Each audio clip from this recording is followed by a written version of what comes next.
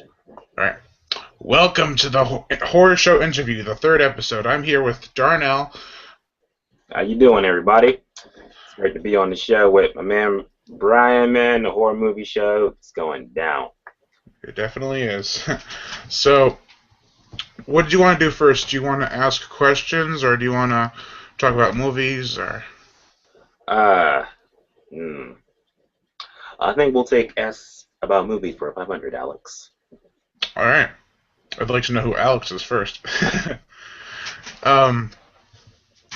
So, what do you think of the Jurassic World trailer? I saw your video on it, but Man, I was blown away. I was really, really surprised because I was just like, I watched that trailer and I felt like I was watching the first Jurassic Park movie over again because it was just like felt like I was coming back home. The production looked really great. yeah, Chris Pratt was in it. It was awesome. Like I said, when I think of that trailer, I think of that crocodile shark the monosaur. dinosaur just coming out. I was just like, my first thought was that's something that'd be in SeaWorld, and it'd be crazy. And my second thought immediately after that was like, okay, I gotta see that in IMAX because I feel like every trailer needs to have that moment where it's like, are you gonna see it in IMAX or not? Or are you gonna see it regularly? And it's like the trailer has to pitch something or have something in the trailer that makes it worth seeing in IMAX. I was like, that part right there, I want to see that. That's crazy. Definitely, I saw Jurassic Park in theaters in 3D, and the first one came out when I was born, the same year. So it was pretty groundbreaking. I saw it when I was really little. Then I bought the second one on VHS. Remember VHS? Oh, yeah. And the first DVD I think I ever got was Jurassic Park 3, and I saw that one in theaters when it first came out in 2001 with my aunt. So I used to think Billy was um Malcolm because I didn't know any better. And yeah, Jurassic Park's been like my life. I've read all the books on Jurassic Park. Well, the two books by Michael Crichton, that is. Of course. And I like the second book more, actually.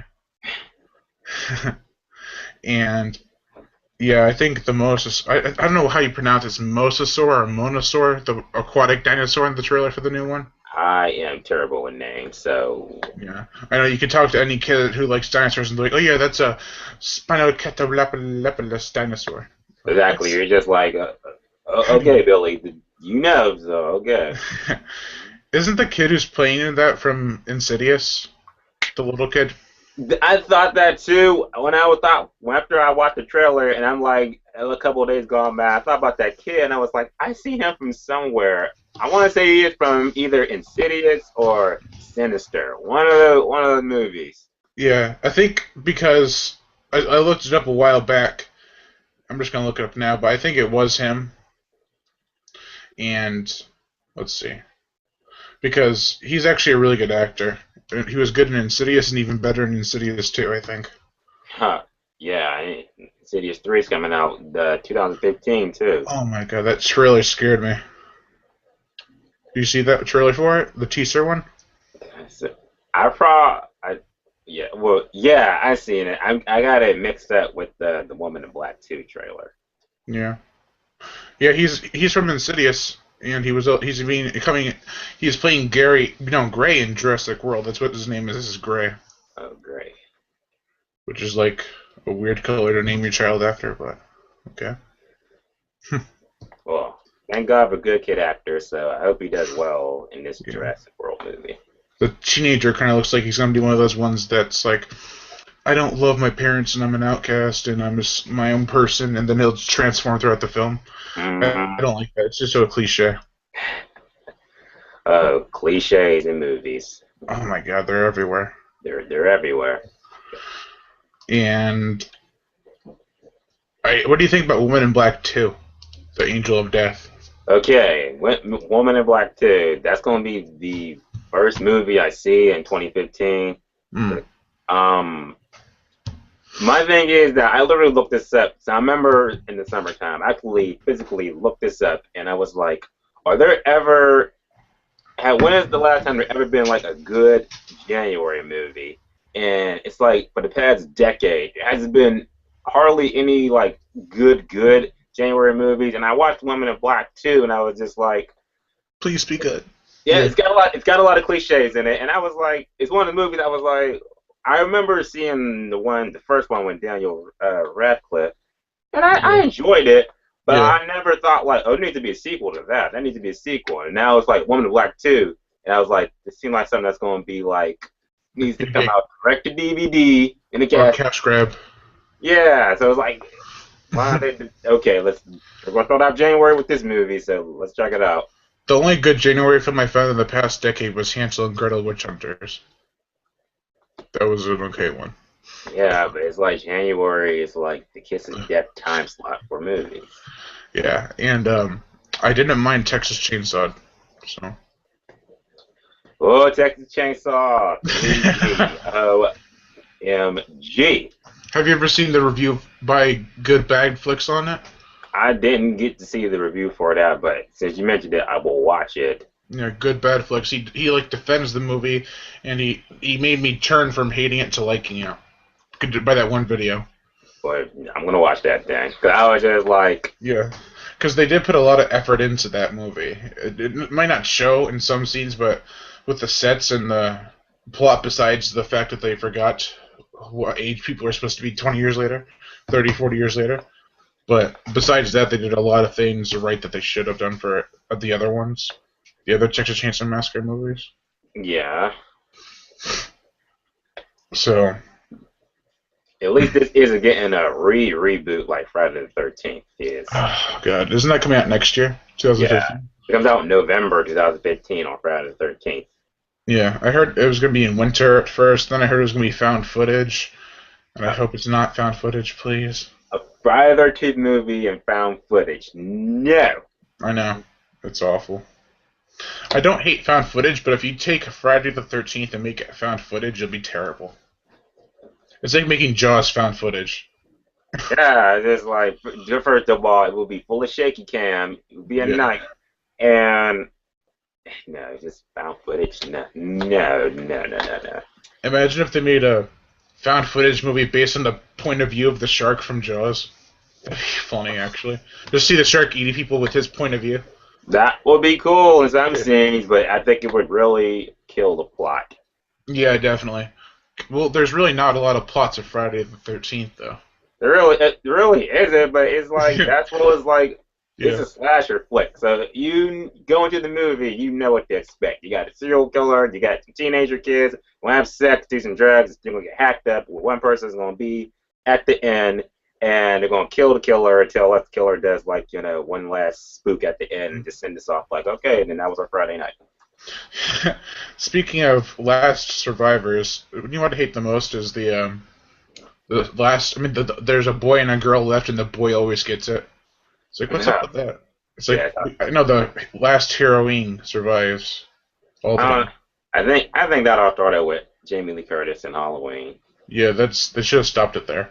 Yeah, and now because she survived, no, every chick has to survive, and it's just Yeah. like, well, kill all her friends though, kill her hot friends, but she has to survive. I know the ugly one too. Sometimes, depending on the movie. Exactly, but the hot ones, they get it worst. I know, or off screen, depending on the movie. I hate off-screen deaths. It's I just know. like, open the closet, oh, dear Yeti, hung him. It's just like, well, let's see. Or if they die off screen, they don't show anything aftermath, and they come back later on like, oh, I actually didn't die. Yeah, the surprise, I'm not dead. Yeah, I watched Dead Snow the other day, and actually for the second time. Did you ever see that movie, Dead Snow? Mm-mm. It's a really funny, cool zombie movie. Like, it's kind of like Evil Dead. And there's this one chick that, well, it's not gonna spoil anything because I wouldn't spoil anything too much if you haven't seen it.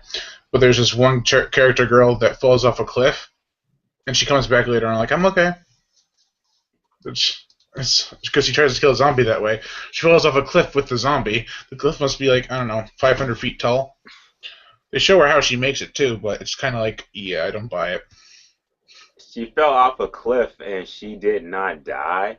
Well, if you watch the movie, they give a decent explanation why, but I really didn't buy it. Yeah, what other explanation could there be for you falling off a cliff and you don't die? Well, if you get caught in an avalanche, there's a possibility. Oh, well, Okay, now, is it on Netflix? It probably is. I don't normally watch Netflix, but the thing that happened was that she falls off the cliff. She gets caught in an avalanche, and then she has to spit. Because if you spit, they say that if you spit in the avalanche, like if you're stuck in the snow, and they'll be able to tell which way is up and which way is down, so that we don't crawl downward. They say that in the movie. I'm like, they're gonna use that later. And they did when she fell off a cliff. Hmm. Hmm. It's called Dead Snow. Yeah, Oh that's my God, phone. I have to look for that then. Want to watch for that part. Yeah, it's crazy. What Christmas horror movies do you think you're gonna watch, or before Christmas ends? Well, it wouldn't be a horror movie, but I guess it is like a scary, not even a scary movie. It's a classic. I'll try to watch um, The Nightmare Before Christmas. Mm-hmm. And I I was really thinking about this, and I was like, the one horror movie that like I remember seeing it in theaters, and there was like a scene in it that like bothered me, and it still bothers me now. And I maybe if I can find it, I'll watch it. It's Black Christmas. The The, remake. yeah, the remake one. Yeah. That movie, the scene that like, well, it like the whole movie wasn't bad. The Yeah. last half of the half act in the movie, when you found out it was like the two twins and everything, that was like, oh shit, that was crazy. But it Yeah. was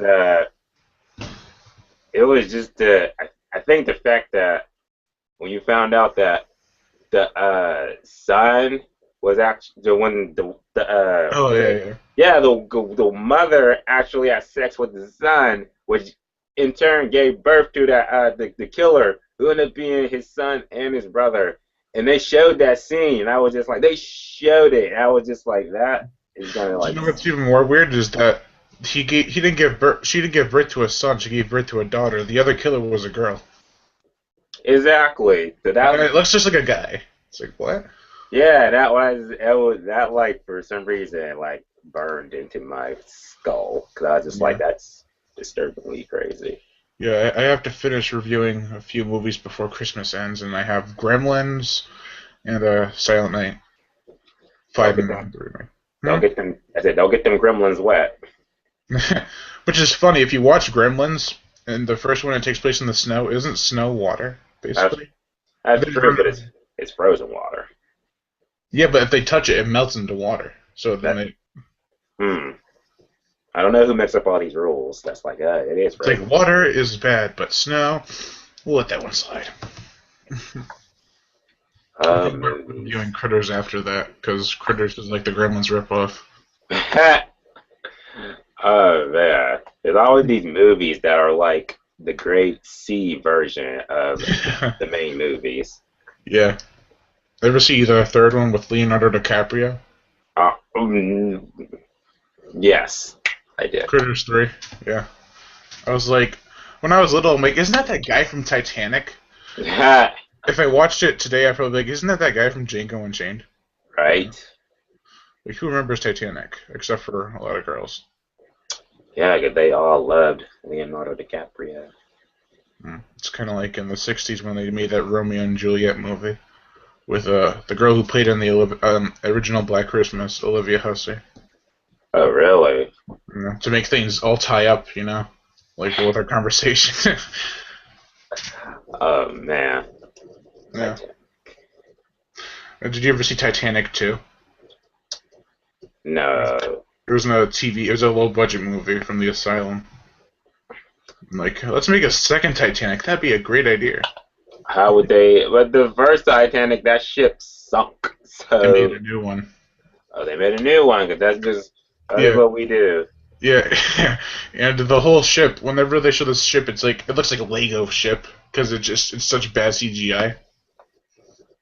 And also, the most of the ships on the interior just look like a room. They don't really look like they're part of a ship. Now that's low budget. That's the Asylum.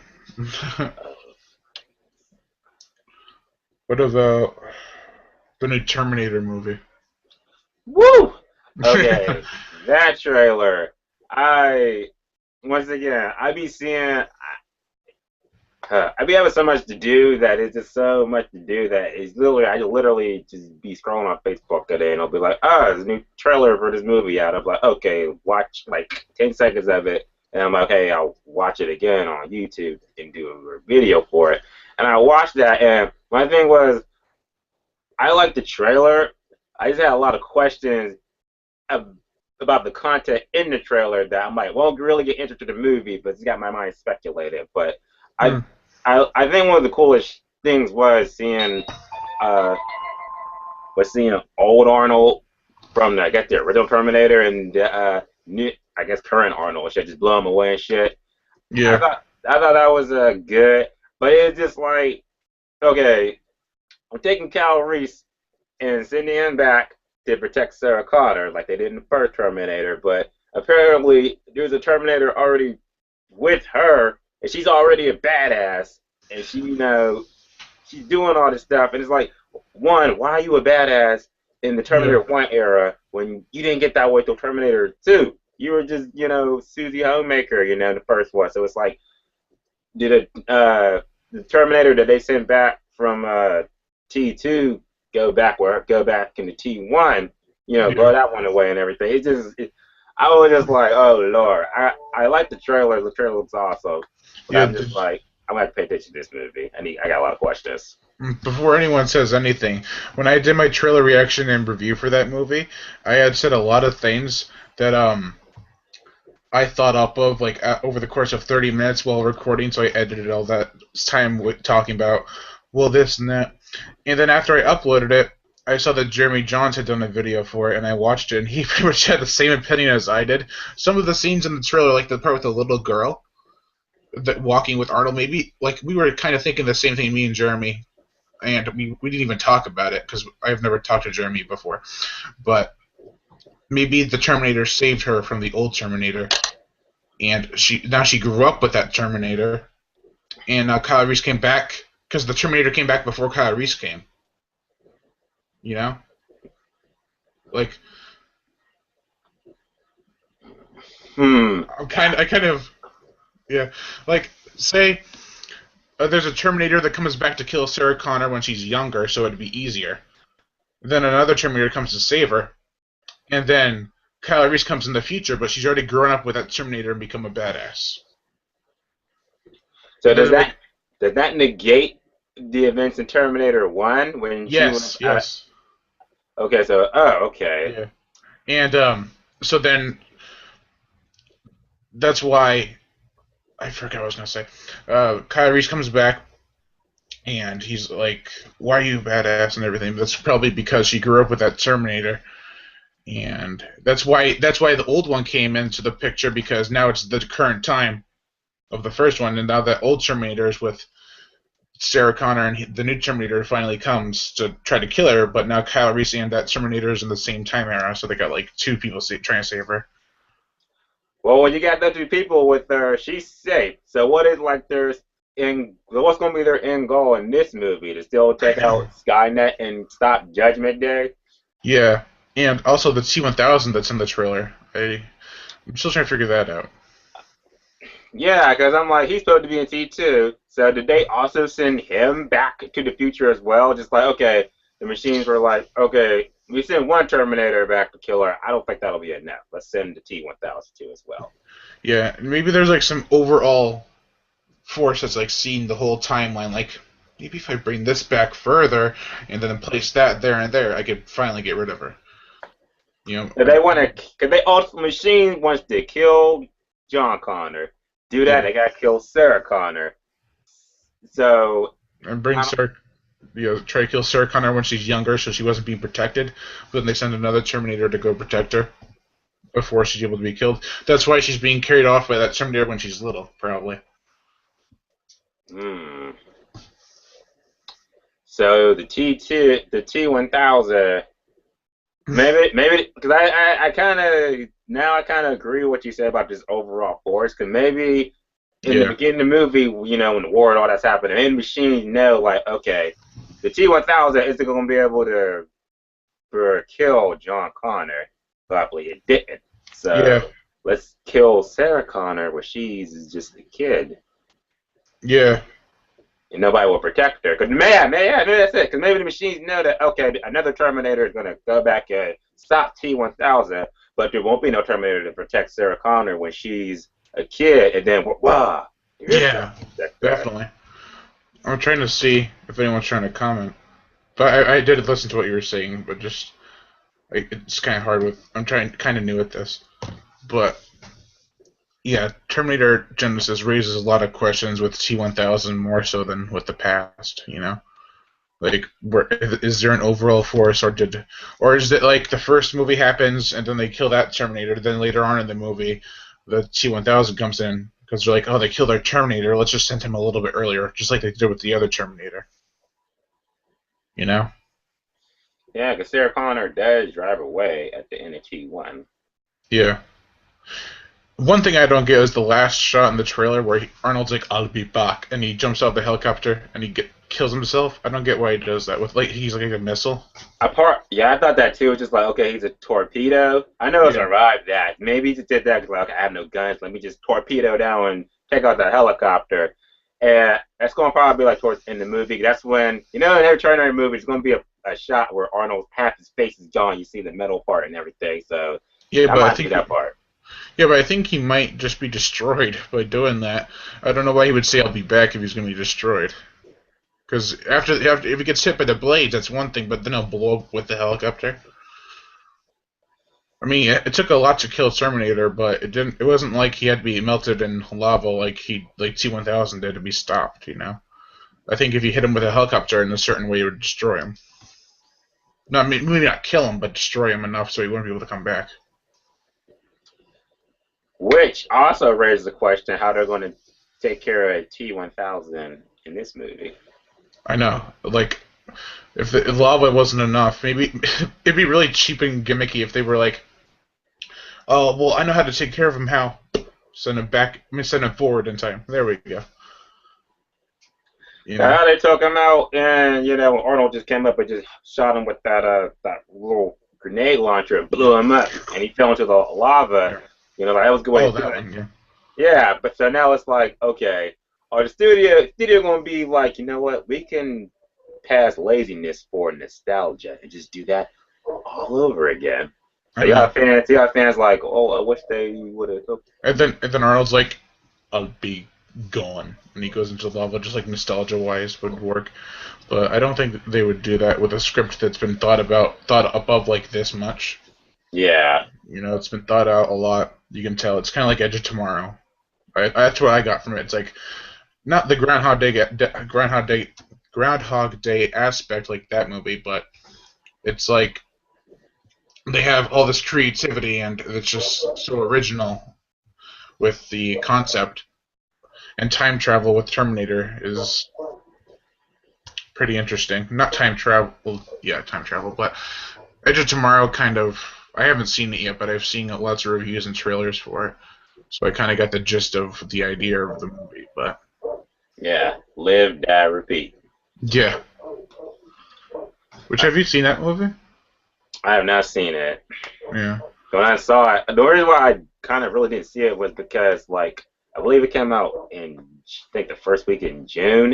yeah. Cause I went to the movies like almost every weekend in all this May, and every trailer with Edge of Tomorrow kept getting shoved down my throat over and over and over and over again. So it was just important, just like, oh man. By the time I saw it for the fourth time, I was like, oh, it's a trailer. I don't need to see this. I don't need to see it. Yeah, no, but it's like a Spider-Man, the Amazing Spider-Man 2 trailers and TV spots. There's like 20, 30 of those things. Yeah, I think that's the reason why I like don't watch trailers too much. I rather just go into movies just blind. Yeah, I usually, if I watch a trailer a lot, it's mostly the first couple because they're brand new. They don't spoil too much, but then later on they kind of spoil some things. Which is why I stay away from, unless it was a new horror movie or something, I'll watch the Oh trailer for it. yeah, But TV spots, oh no, I tell with TV spots because they just, yeah. I stopped watching TV spots too. yeah, 'cause that TV spot will kill. Nothing will kill a horror movie more than a TV spot. It'll show all the scary parts, and then it'll show the jump scares and stuff. You'll be like, you'll see it so much that when you go in the movie theater, you'll just be looking for it. It Yeah. just it just lowers that like surprise for you to just be like, oh well, that happened. That's like what Annabelle did for me. Yeah, when I saw The Conjuring, I had seen the trailer so many times and like, oh, this is gonna be so good because everyone's saying it's so scary. And then after I saw it, people started saying there's a lot of scenes in the trailer that spoil it, and I'm like, that would have been nice if they said that first before I watched the movie because then I would have been prepared. But then I started piecing piece of the parts together. I'm like, that happens here because it was in the trailer. Yeah. And same thing with Piranha 3D. I watched the TV spot for that, all of them, and they kept on going. That one part at the end were like, they're not fully developed. They are the babies, and like, where are the parents? And the piranha jumps and grabs them. That's the last shot in the movie. The last shot in the movie was in a TV spot.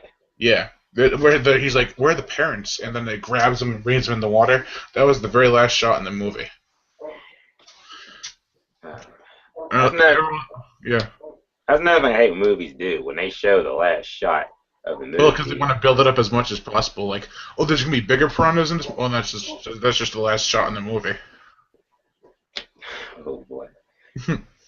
Corporate douchebaggery. And did you ever see Piranha 3 Double D? No, I didn't. I didn't Don't. even know there was It's terrible. I usually don't say that about movies, but it was really bad. It was kind of like it took itself so like they were making fun of themselves so much that it was just at the point of like being a parody. Hmm. Yeah, it had David Hasselhoff, so you kind of have to make a parody out of that. And they did have that Baywatch song in there when he was Wow. trying to, he plays a lifeguard. Well, he plays a stand-in lifeguard. He's like a celebrity lifeguard and everything. He tries to go save some people, and he's like jumping over everything. They're playing the song in the background. He stops. He's like, I'm getting old. I found that kind of funny. Oh man. Mhm. He says Piranha 3 Double D. He's also in Anaconda 3. See, in my mind, there's only one Anaconda movie, the first one, and that's all there exists ever. Yeah. I like the second one almost as much as the first one. The third one's okay. I hate the fourth one. There's a fourth one? I used to like the fourth one, but there's a fourth one. It's the snake. I used to like the snake, but then I found out after watching it several times, like I think I like it more because it's cute and not because it's scary. Hmm. It looked like a cute snake, had white eyes, and it was green, and it had sharp teeth. But the way they presented it looked like it was so cute.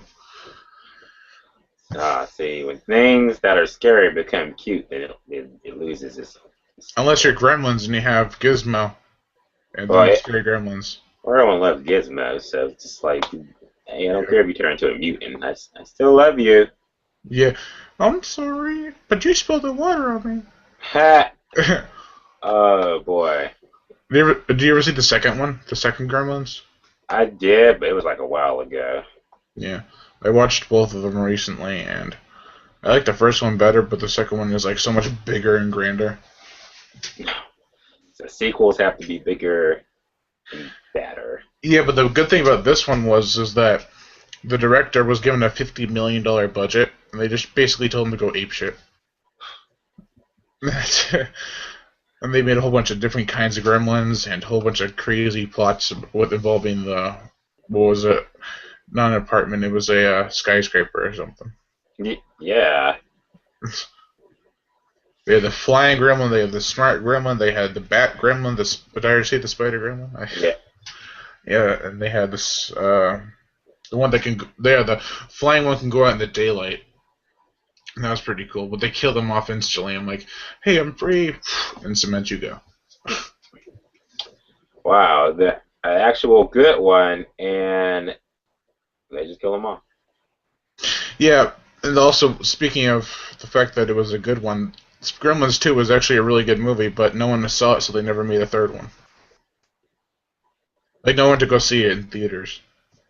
Like, it made a little bit of money, but it didn't make as much as they wanted. The studios had so much faith in it, and it just did not work out. I know, and it was like a homage to fans, too, and it was like, we don't want to go see a good movie. We want to go see a movie kind of like Piranha 3 Double D, although they didn't come out in the same time, but... Oh yeah, but we'll go see that because it's in 3D. Yeah, or we'll see that because it looks like a cliche movie that will scare us, like Paranormal Activity. Oh boy, Yeah, that's I it. like the first. I like the first three. Well, I don't really care for the second one, and the rest of them can go. Yeah, I remember watching the first Paranormal Activity, and I was like, this shit stuck with me. Yeah, I watched all of them with my brother, and it was like like over a couple nights. We watched the first three, or 3 nights probably. Yeah, we watched one a night, and then the fourth one came out. We watched that when the fifth one came out, and after a while, I started noticing that I was jumping, but it wasn't jumping from being scared. It was just the jump scares. I'm like, ugh. Yeah, that was. It's one of the things you don't notice until you start watching it more and more. You're Yeah. like, oh, I didn't jump because something terrifying happened. Like, oh, the cat jumped in front of the screen and shit. Yeah. The two scenes that got me throughout the whole series were the first one where in the first movie they're sitting in the bed all of a sudden they hear oh from a demon on the wall, and the other one was from part three where the guy's looking with the camera and he's walking across the balcony, and or not the balcony though, I don't know what it was, and he opens the door. It's pitch black in the room. He flips on the light. There's all these old women standing there. That scared the crap out of me. Yeah, I love those scenes in these Activity movies. That's why I always say to everybody, and I'll say to anybody, that the way all these movies work is that you do not have to watch the first like 30 minutes. If this is like one movie, you can like slide right in there, Yeah. after it started.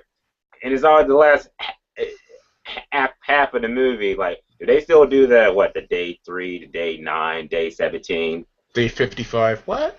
We've Yeah, been like sitting here for 55 days? like day 55, and and you always get that tension. You're just like, okay, something's gonna happen, something's gonna happen, something's gonna happen, something's gonna happen, and I it know. gets a little bit, and then more, and then more, The and first yeah, one, yeah, sorry. The first one was like a guitar, you know? The strings on it were just tightening and tightening until the end of it just snapped. yeah. I remember in being in the theater and For watching what? Paranormal Activity 2 Oh, when okay. the chick from the first one, she comes in, she's just like Yeah, staring at the crib or whatever, and then camera changed, the camera panned over to her standing behind the husband's or the father's. He's just sitting yeah, watching TV down on the couch. It flicked yeah, again, and it flipped right back. Sorry, go. It snapped his yeah, neck. Me and everybody in the theater was just like, "Oh, did you see that? It just snapped her neck." And then she goes upstairs. She's like, "Get away from me! Get away from my baby!" She's fucking used the force to just push her back. I was wondering how she did that. I'm like, what'd she do? And she was just go, Yeah, and the way the theater was like the sound was, it just the bass was just like boom when she did that, and just felt it more. And she took the little baby and she walked away. And it was just like it just cut off, and it just left everybody with that feeling like, damn, that was crazy. That was crazy. whatever happened to the dog in the second movie? I don't remember. Didn't it die, or did they just never show it again? See, that's the thing. Whenever there's an animal, especially a dog, you would think that Yeah, dogs don't like, they are supposed to be off limits of getting killed and shit. But they're always yeah. the first ones to go. Like in that, what was that, Evil Dead that came out last year? Oh yeah, yeah. Yeah, the dog was, Hacking the dog up. yeah, it was just like, what is this? Oh, the dog's dead. It was just like, dude, there needs to be a time where it's like when a dog died, that was like the most saddest thing ever. I That was know. like, it's like the norm. I know. And oh, what was it? The fourth Paranormal Activity had a neck snap for the boyfriend or the friend guy who was like trying to be the boyfriend. Remember, he's just sitting at the computer. You don't see her. Then when he sits down, you can see her behind him, and then you hear, Yeah, I thought that was a homage to two, and yeah, I like that. I like when something's going on, it takes your brain a second to realize that something's there. yeah. Yeah, now when they're just like, and then you're like, oh snap, and then there it is. I think this was in three. I think it was 3 or 4. I think it was Well, I'll be three. able to tell you if you, because I know them all pretty much. I think it was in 3 or 4, but it was when the little girl was in the bathroom with the boyfriend or whatever, and she had to. Okay, with 3. Yeah, because they was like say something like say like Bloody Mary or something like that or Yeah, whatever, and they said turn the lights off, and all the room starts shaking and everything, heard all these sound effects going on and shit. That shit was scary. That's why I was like, there should be three Yeah. Paranormal Activity movies, and the fourth one could have came out on DVD, and then the Mark ones that came out this year could have not came out at all. Yeah. Um, no, but that one scene in the trailer with Bloody Mary with the two sisters being in the room and then they leave and the shapes behind it, that was never in the movie. A lot of scenes actually if you watch the trailer for Paranormal Activity, none of maybe one or two of the scenes in that trailer are actually in the movie. Yeah, see, those are the things I catch. The Yeah. things I catch when I leave horror movies. I'm just like, wait a minute, that's thing that one scene was not in the movie. Just like Yeah. what's Evil that? Dead with the girl who's like, "Where can I get you?" That was not in the movie either. Evil Yeah, I Dead. was just like, we're gonna get you, not another thief. I love that in the trailer, and I thought watching the movie, I think back again, like that was not in the movie. I know. Like that was a scary part. Like that was like you Also watch the that. part. Yeah. Also the part where the guy takes the chainsaw and tries to cut up that person or thing in the trash bag or whatever. That was in the trailer. It wasn't in the movie. I feel Also, like sorry, I read the script for Evil Dead before, like maybe about a year before it came out, and there was a part near. There's two parts. There's one where she's getting chased through the woods, and a coyote or some sort of demonic coyote attacks her. That wasn't in the movie, and also the force that happens at the end was supposed to be like all her friends on the like all molded together in a demonic form to attack her, but instead they got like this replica of her skinnier. It was stupid. But I think if they did that route with the all her friends like morphed together in like a demonic presence with arms and legs trying to attack her, that would have been a lot creepier.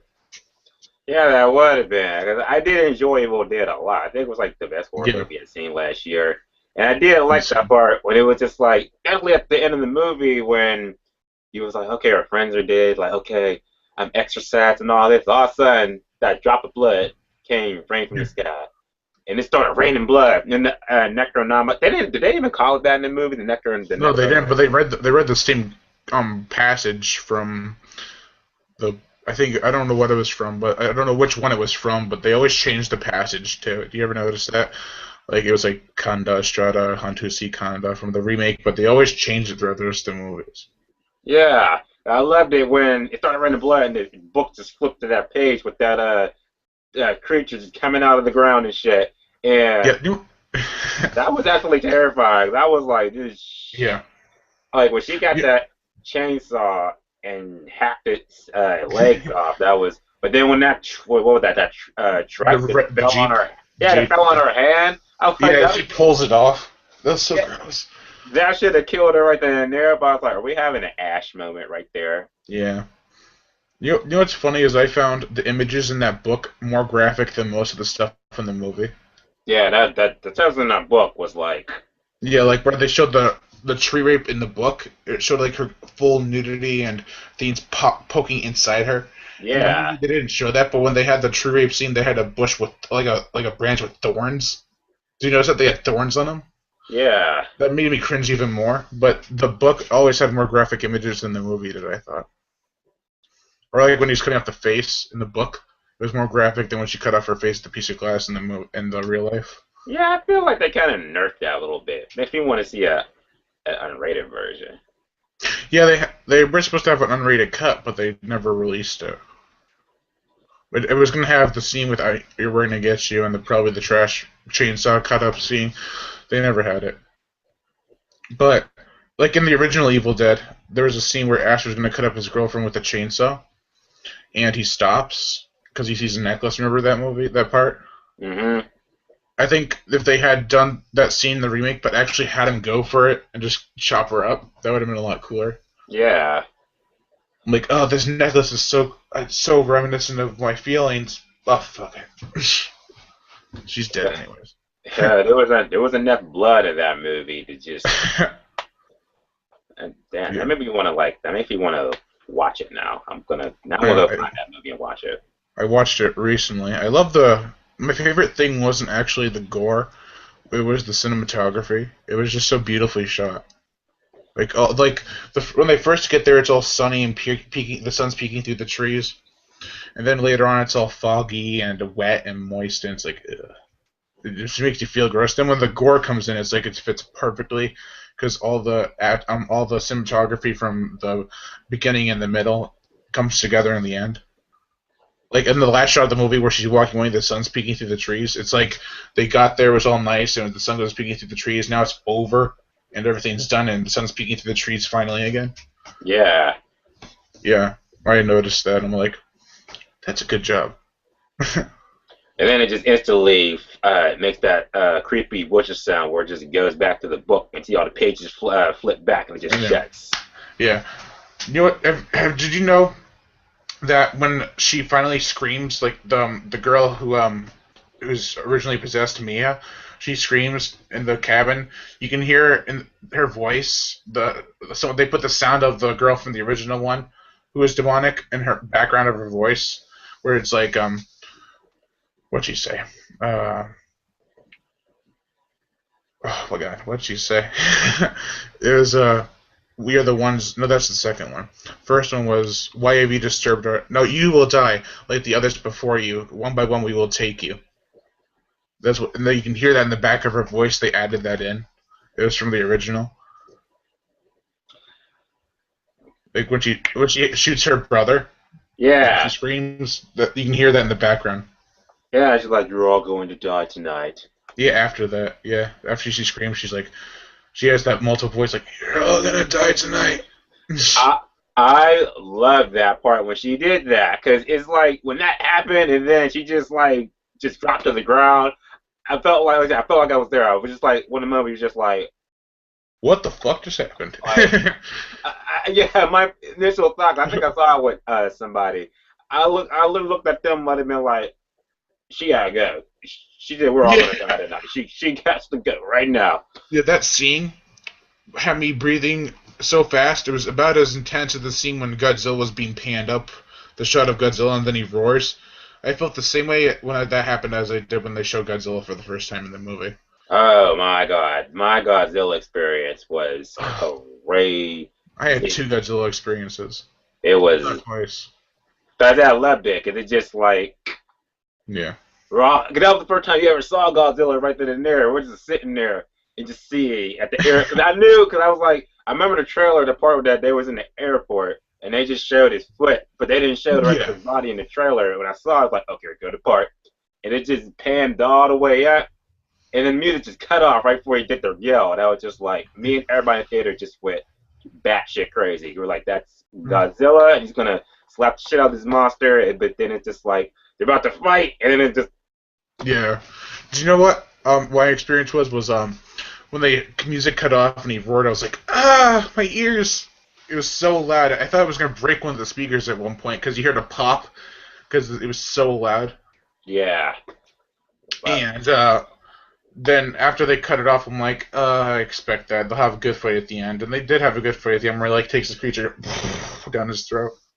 That shit goes down in 2014 as the best, probably one of the most iconic scenes 2014. Oh, none of us expected that. But I would think nobody watched the movie, even for the first time, be like, okay, I know it's going to go. I know it's going to go. Because Godzilla just came out of nowhere, grabbed the thing, and all of us are thinking, okay, he's going to rip the thing's head off just like that. And Godzilla's like, no, guess what? I can do something better. I can do something better. Watch this.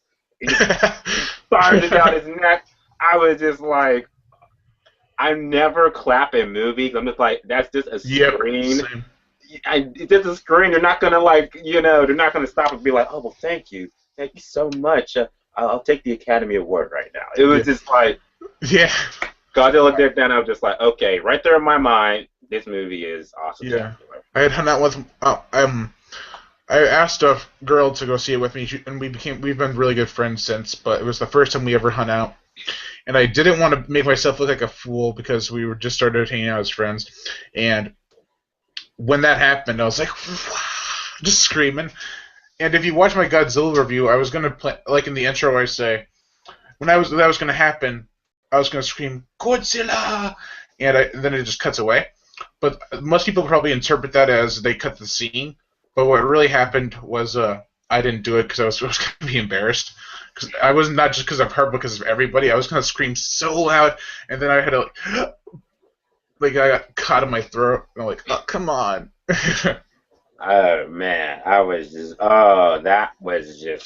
was genius. I Yeah. was speechless when I saw it. I'm like, I wouldn't have thought of that. Like I said, you could have just had him rip his head off, and I would have been Or happy with even that.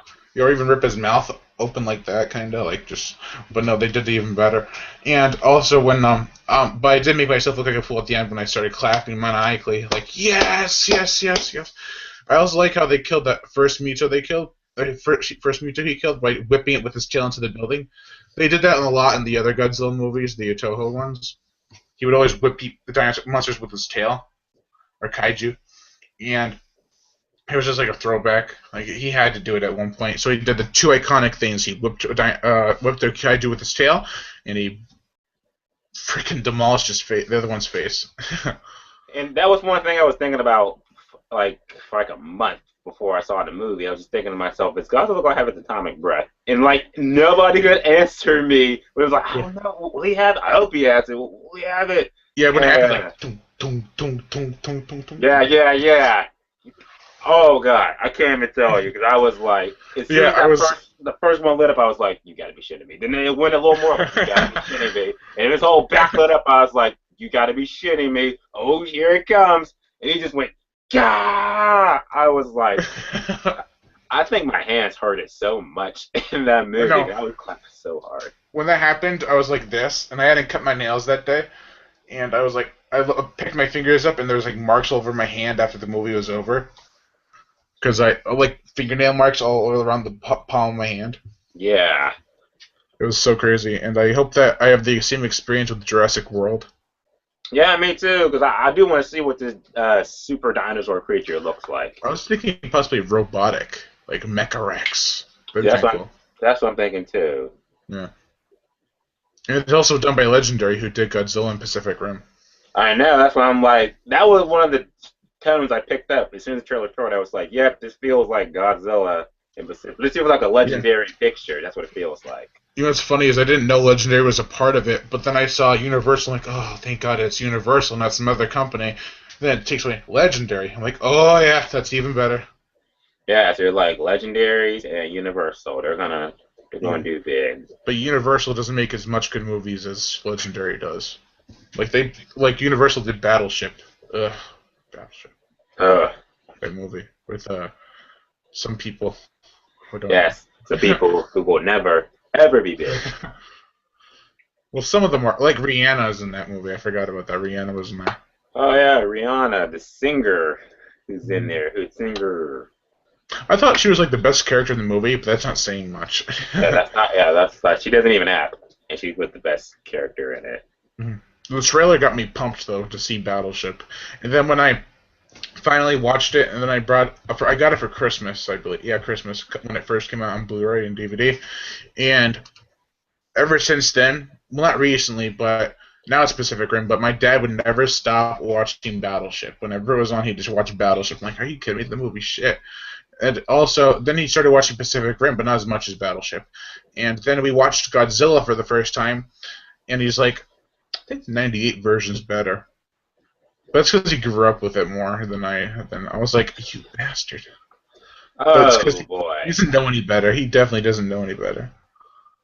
I'll let that pass because you don't know any better. Because the '98 Godzilla was just And that's like, my dad what he thought. He thought the '98 version was better.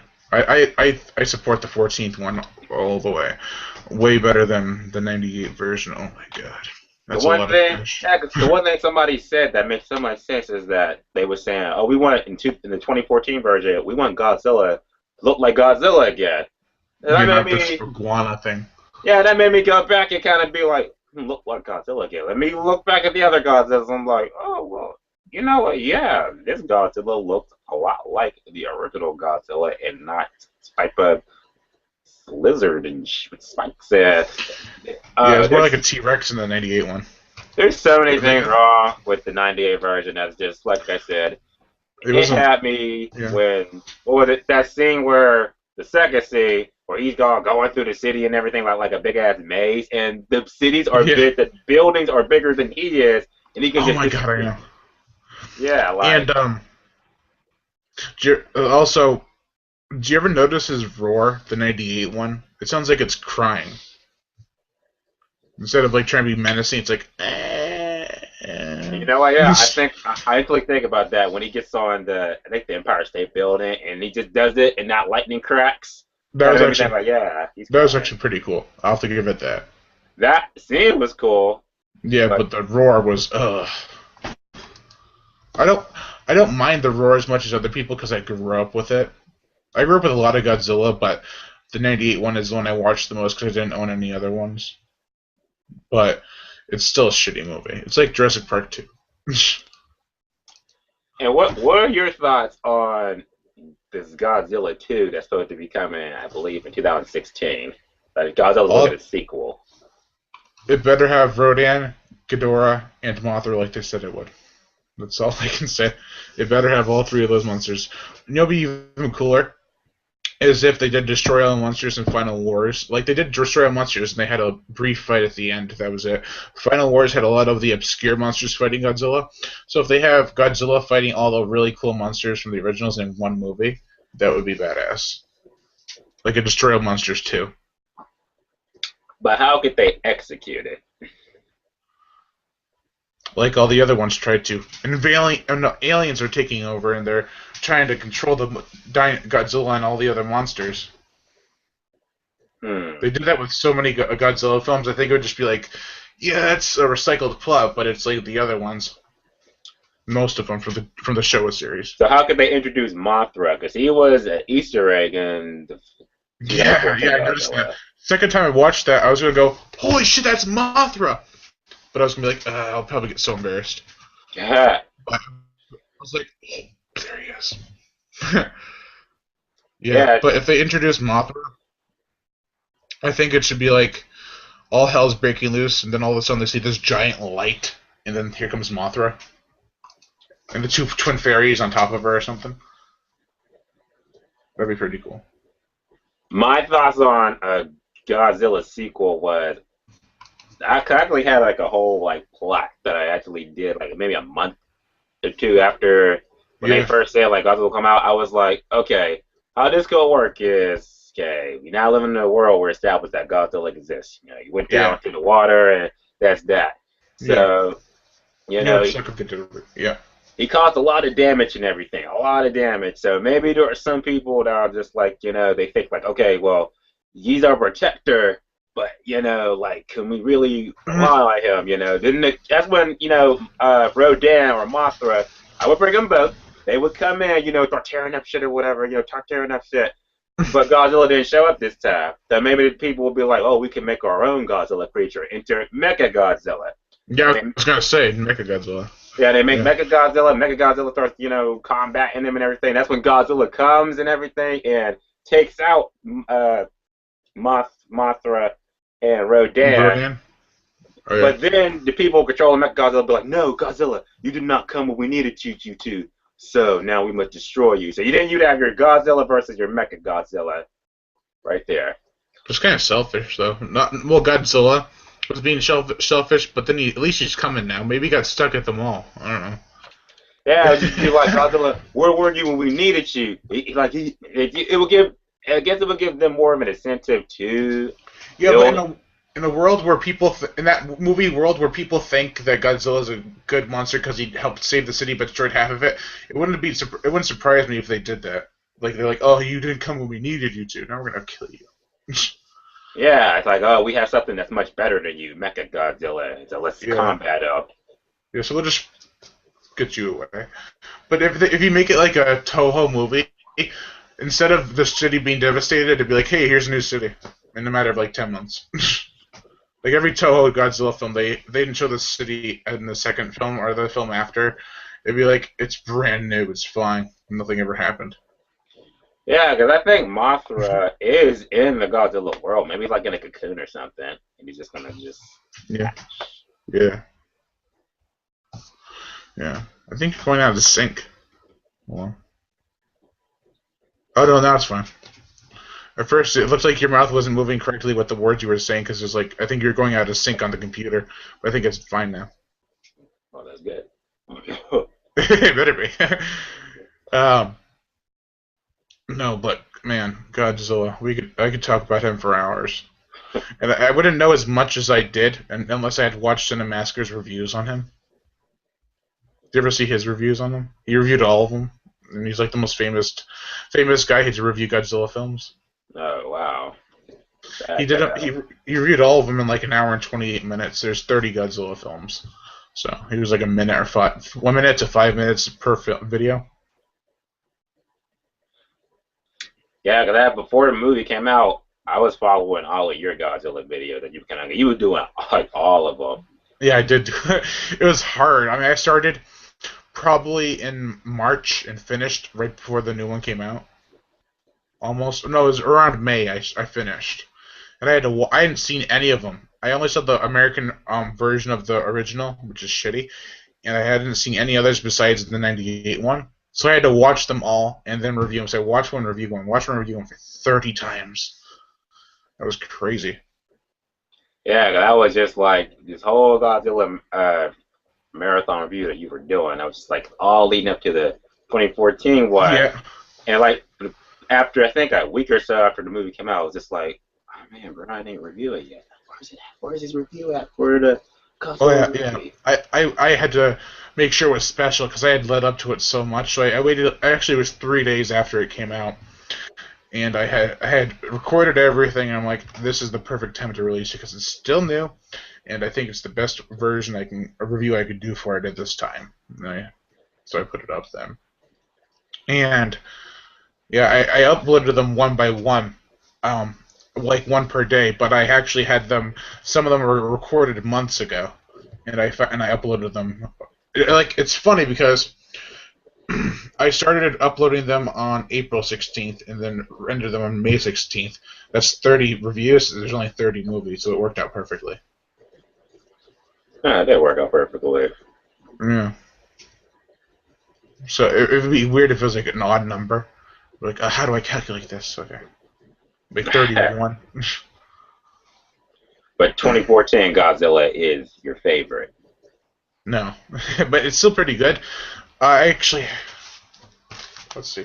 I made a list a couple weeks ago of where is it? I think I might have ripped it out, but I made a list of my. I'm trying to do a series ranking for Godzilla, and that's not an easy task because I haven't watched all of them. I own about over there in that section. That's about like 26 or 27 Godzilla films. Oh wow. Yeah, I bought a lot to watch. I had to buy a lot of them because I couldn't find them online, and I probably watched about 3 or 4 online. And the rest I had bought. So Woo! That is a lot of Godzillas. the only reason I don't have them all is because not all of them have been released on DVD. Well, some of them have, but they're out of print and they're really expensive. So I'm just waiting. Like Son of Godzilla, the original Godzilla versus Mechagodzilla, and Godzilla 1985 was damn.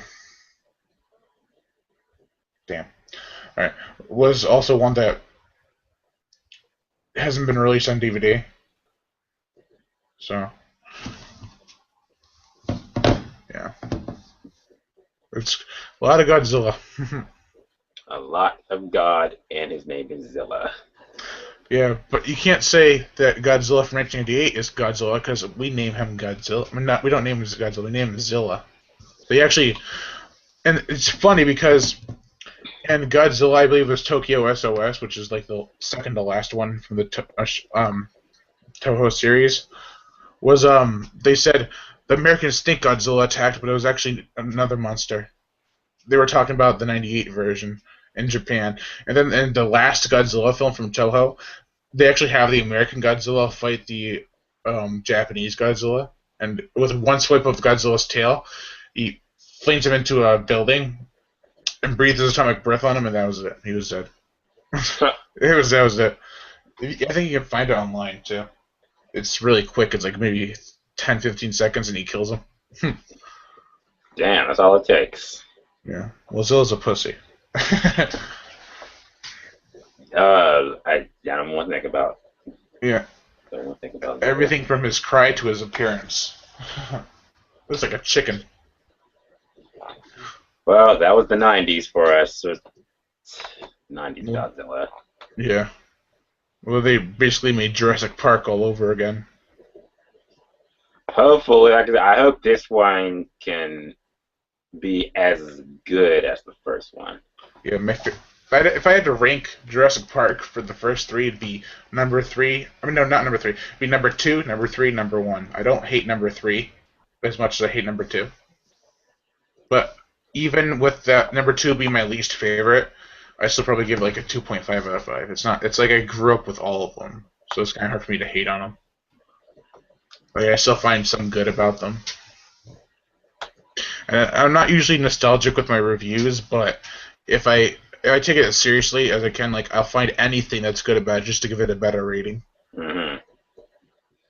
So That's what I do with horror movies when I review them, because I just like they're like that's like my number one genre. So it's like I try to give it like a chance, but then it's like for the sake of my channel, for my viewers and stuff, it's like I gotta give like my yeah, thoughts on it, but also I thought that they're gonna be able to walk out theater and be like, okay, that's what I thought about it. I yeah. agree with them. When I was first reviewing movies back in oh my god, probably February 2013, I I mostly didn't stick to my opinion. I stuck to everyone else's, and like if they hated it and everyone else says I hate it. For the first like 5 or 6 reviews, that's how I thought. Then I was like, you know what? I'm gonna delete those reviews off the channel that my other channel. I'm gonna start a new channel. That's when I started both the horror show officially, and I started doing reviews that were based on my opinion, not everyone else's. Because I probably had like 10 or 15 reviews on my other channel, and they were terrible. They're basically me going, yeah, so this movie is kind of shitty, you know. Yeah, because I like to make my videos like an overall, because I like to just I want to convey to my viewers what you can expect going into this movie. Just like I'm telling you what you're gonna expect. You're gonna expect this, this, and this. Yeah, I may thought it was good, and I may think if it's for this audience, if you're part of this audience, you'll find it good, and go like that. yeah, definitely. And also, yeah, I always have a different way of thinking about reviewing movies. It's always different. Like maybe 30 videos later, I'll be like, maybe we should review it this way. And then I still don't think I found myself on YouTube. I haven't found that perfect way to review a movie yet. I don't think I'm horrible, but I don't think I'm like, let's say, Nostalgia Critic or Jeremy John's good. Because they found themselves right away. Yeah, because when I started doing videos and stuff, like early on, one of my videos, I was just like, I didn't like know talk about it either till my brother was just like, he said, just do a start off. We should just more or less do a pros and cons about the movie, and that's when it's like I started doing it more and more, and it's like I always do my videos. I say a little about the movie, and like I say the pros and cons in it, and Yeah, I remember that. yeah, and that falls down to the categories of the acting, the plot, the ending, the camera work, and like the fifth for that miscellaneous. Because all like the five things that make a movie. So it's like this was good, that was bad, that was okay, and in the end, yeah, good, good, good, bad, bad, bad, and is what I Yeah, thought with the movie. It just yeah, go kind like of in that. ratio, sort of. Not really, actually. I don't really remember as much. I watch a lot of people's reviews. Everything from like Shitcase Cinema to Brandon Tenold to Jeremy Johns to you to me to I watch everybody's reviews as much as I can. There's a lot of I've subscribed to a lot of people, and I try to watch everybody's reviews. Like if I go on YouTube and I see like 6 people's reviews, I'll watch them all, and then the next day I'll see more people's reviews. I'll watch them all as much as I can do it. But if there's like 10 or 15 reviews that day, I'll be like, maybe I'll split this up between 2 days. Yeah, because I don't remember in October with my Annabelle review, he was Yeah. like, "I'm glad that you was honest about the movie," and I was like, "Yeah, I had to be so honest about that movie. That was just I like, remember you were so hyped up for it too. yeah, I was so hyped up for Annabelle, and it's like I saw it, and then I got on camera, just like I have to be as real as possible, Everyone Yeah. was hyped up for this movie. I'm just like, it's a good movie. You're gonna enjoy it while you're watching it, but when it's over, you're gonna be like, okay, well, let's move on for the rest of my day. Yeah. Yeah. And when I was still early on in reviewing, I usually when I was got so hyped up for a movie, I would be like, it was good, but it was shitty. And I would be more like it's better because I was hyped up for it, and I didn't want to be disappointed, is what I'm trying to say. So, and when I did the review, I was like, yeah, it was good because when I hyped it up, it was good, but when I saw it was shitty.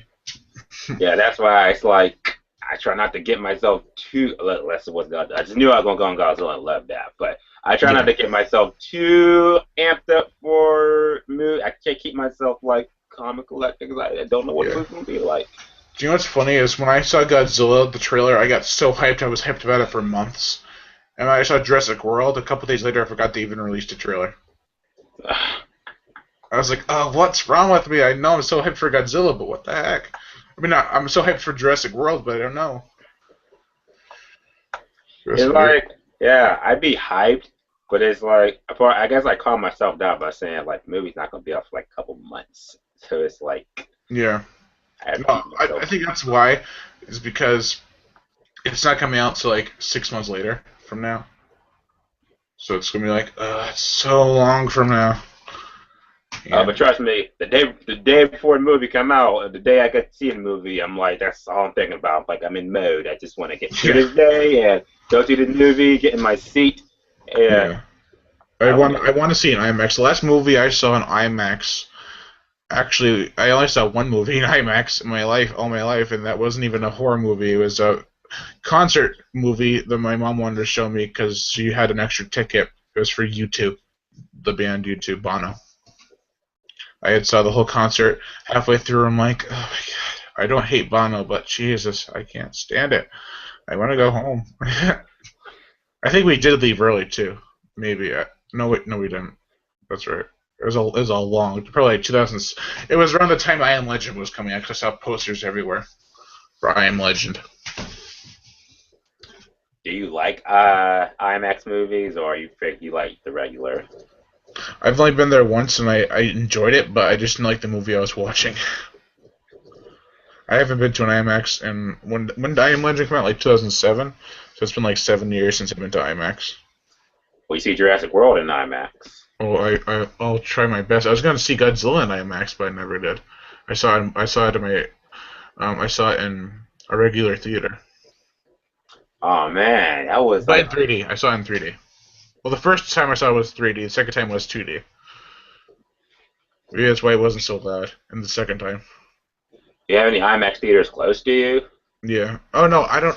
Last time I don't normally go to IMAX, so I don't know where they are. But I last time I went to I always go to Blackstone Valley in Millbury. I don't think you don't know where Millbury is, right? I live in Massachusetts. It's near Worcester, I think. Hmm. So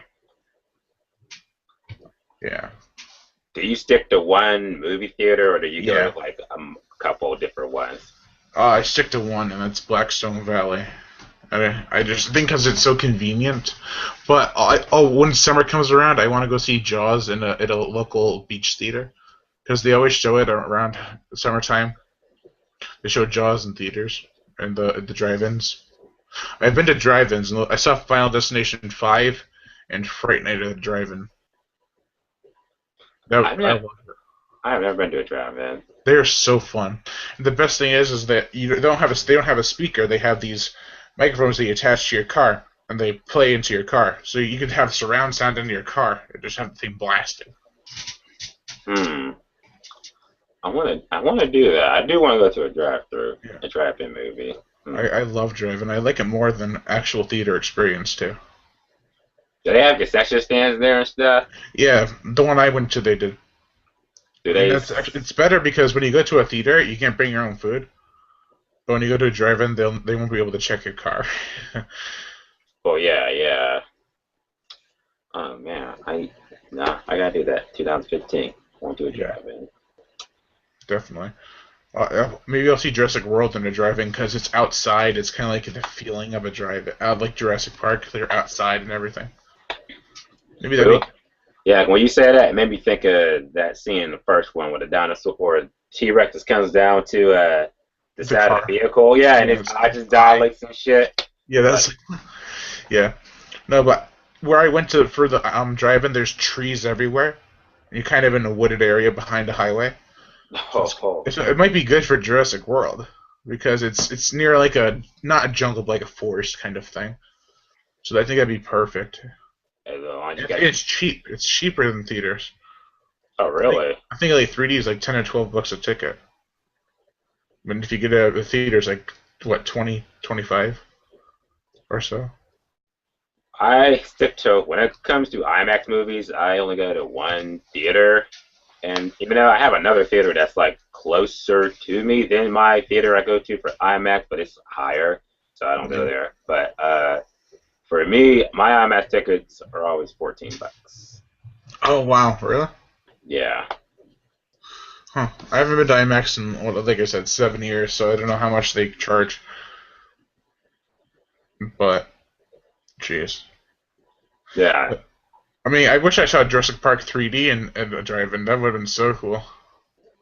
Did you see Jurassic Park 3D when it was re-released in 3D?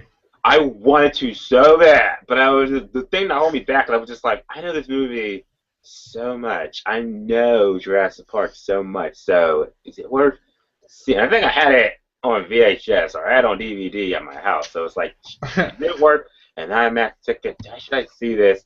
And then it's like after it left the IMAX theater, for some reason I was just like, you know what? I wish I went ahead and saw that in IMAX. I wish I saw that. The I 3D think I was thought. awesome.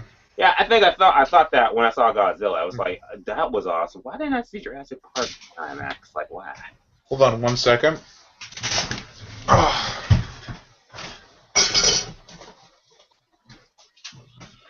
Jurassic Park, Jurassic Park, Jurassic Park, there you are.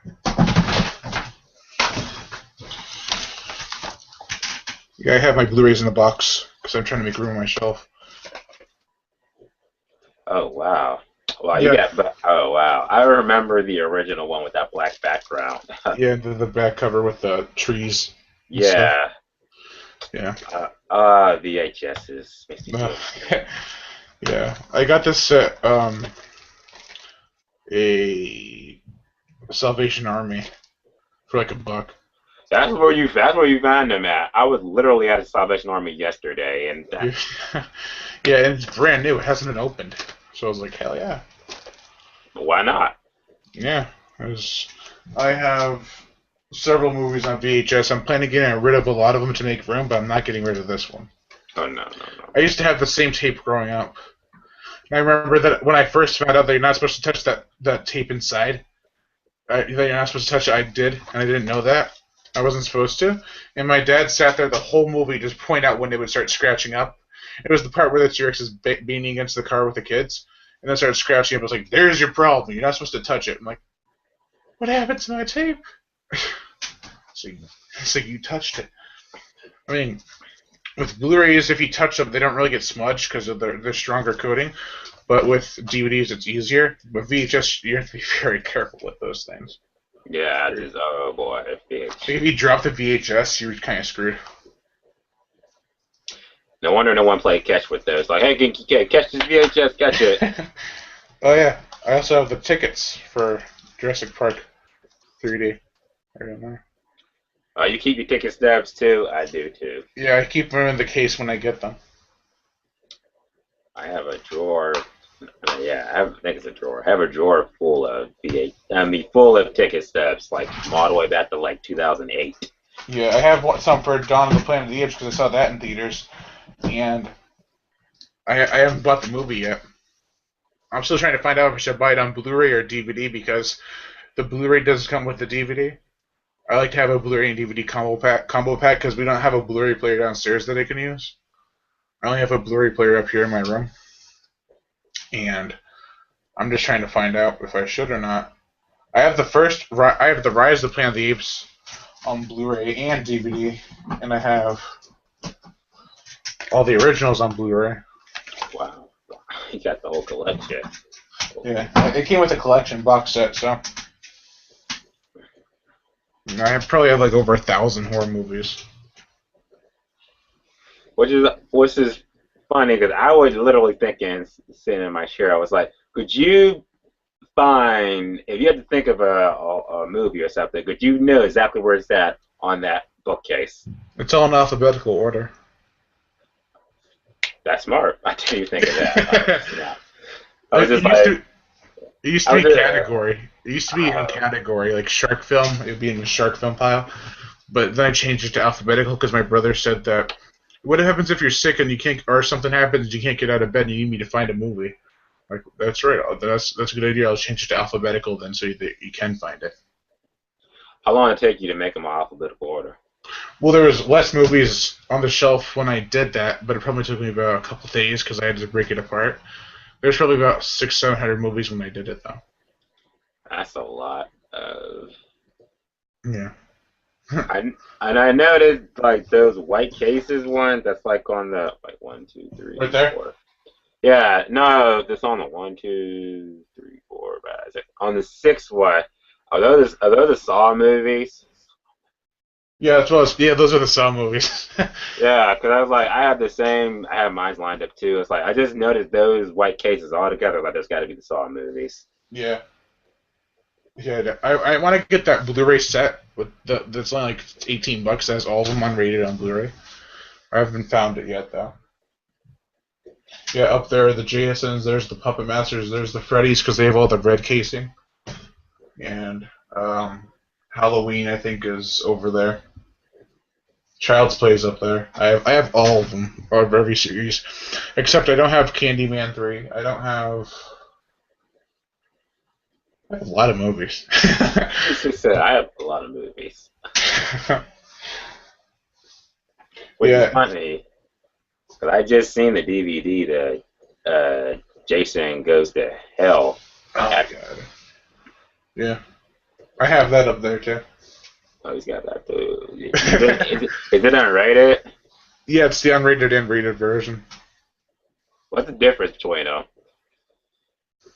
I think there's more gore in the unrated version. Yeah. There's a site called Movie Censorship that shows certain movies that are unrated. They show the difference between the unrated and rated in pictures. So, I think some of the gore is different. There's more of it. Yeah, down there are all the Ron Turn movies. Did you hear about Ron Turn 6? Mm-hmm. You heard about that? What Yeah, we gotta all these wrong turn movies. Are they all different or actually all like the same movie? they had different plots. One of them takes place in the snow, like wintertime. There's have you seen a Ron Turn movie or? I've seen the first three. Yeah, the fourth one's in the wintertime in an asylum. Fifth one is back in the country, but it's a really shitty movie. And the sixth one takes place at a hotel. I think it's called Hobbs Springs, maybe. Wow. Yeah. The sixth one got recalled because there's a scene involving a flyer, and they found that it was actually a real person's missing poster flyer, and they found the person. She had drowned, and Hmm. so they didn't ask permission to have that flyer in the movie. So they had to take all the Ron Turner 6 movies and recall them, and now they're going to have to re-release them with a different scene. Oh wow. But the version I have is the original, because I got it. I walked down to Kmart to grab it the first day it came out. So. You got the original one. Which one? You got the original wrong turn before they recalled it back. Yeah, the original Ron Turner 6. I think the hardest question anyone could ask you would be, what is your number one horror movie? Yeah, the number one horror movie. Like, you got so many. Jaws. Is that like your go-to answer? That's like true. Like that's my like number one, hands down. Someone's like, we got to burn everything but one horror movie. Well, if that was the case, I would burn Jaws because it's not hard to. It's easy to find. So if I was to pick a movie to not burn, it'd be the most rarest one because it wouldn't be easy to find. You know. But watch, they burned down my house and I saved that one movie. Then they re-released it on a Blu-ray. I'm like, oh god, no. Well, okay, then I'll change a little bit. If you could keep one movie, keep one of your favorite horror movies, and the other ones just get erased out of existence, like they never happened. Oh, okay, okay. Uh, I would probably choose The Evil Dead because it started so many horror cliches that they could just make a whole bunch of movies off of it. Good answer. Either Halloween or The Evil Dead because Halloween also kind of did the same thing. But I prefer Cabin in the Woods over, I mean, Cabin in the Woods story over a Stalker story. So. It's hard for me. I don't, man. Why do I think it on? I don't know. All I can think is my number one horror person is Freddy Krueger. I like Jason more than Freddy. Now, why is that? I feel like this is going to get into a Freddy versus Jason moment right here. Because I used to not like killers with a personality. I just liked them to be the stalker type. I never really cared for Freddy. I care about him more now than I did when I was younger. But I grew up with Jason way more than I grew up with Freddy. I hadn't seen the original Nightmare on Elm Street until I was probably like 16 or 17. So, and I saw the first Friday 13th when I was 13. For those who don't know, Jason didn't appear in Friday the 13th series till part 2. Oh, obviously, man. Everyone knows that. Except for if you haven't seen any of the Friday 13th films, you're like, hey, where's Jason? The reboot, yeah. But, but Freddy was the stalker type in the first 2 Nightmare on Elm Streets. But he had a personality. I didn't like that. I hated Chucky, I hated Freddy, I hated Pinhead because they all could talk. I liked them not talking when I was younger. I don't know why, it was weird. Maybe because I felt they were too human. They could have been easily one of the victims, you know? Ooh, they were anything but human or victims. Well, no, Chucky was human. He was just his soul wasn't a doll. Well, yeah. And Freddy was human. Ball. Okay, now Freddy and Chucky were human, but Pinhead was never. Well, actually, in the second one, yeah, they explained he was a human, but it's so like. Okay, I'll give you this. Chucky is the most human out of Freddy, Pinhead, and Chucky because he can go back to being a human, but Freddy and Pinhead could never go back to being a human. I agree. Yeah. There's like one instance in Hellraiser 2 where he comes back to being a human because he's about to die. But I don't know if they never explained if he actually became a human or if he was still a demon. He just had a human form. I don't know. There's a lot of you can't just account the first movie because you got to count all the other ones, and there's so many. There's 9 Hellraiser movies if you want to count the 9th one as a Hellraiser movie. There's 8 Freddy's, 6 Chucky's, 12 Jasons. I would sit here and tell you all the names of them, like even the subtitles, but I'll probably take like 20 minutes. Yeah, I can. Okay, let me see. I'll do the Jason ones. Friday 13th, Friday 13th Part 2, Friday 13th Part 3, 3D, Friday the 13th, The Final Chapter, Friday 13th Part 5, A New Beginning, Friday 13th Part 6, Jason Lives, Friday 13th Part 7, The New Blood, Friday 13th Part 8, Jason Takes Manhattan, Jason Goes to Hell, The Final Friday, Jason X, Freddy vs. Jason, and Friday 13th, The Reboot. And then Friday 13th, the reboot. That's not out yet. Okay, let me see if I can do it. Nightmare on Elm Street, Nightmare on Elm Street Part 2, Freddy's Revenge, Nightmare on Elm Street 3, Dream Warriors, Nightmare on Elm Street Part 4, Dream Master, Nightmare on Elm Street 5, The Dream Child, Freddy's Dead, The Final Nightmare, Wes Craven's New Nightmare, and the Nightmare, Freddy vs. Jason, and the reboot Nightmare on Elm Street. Yep.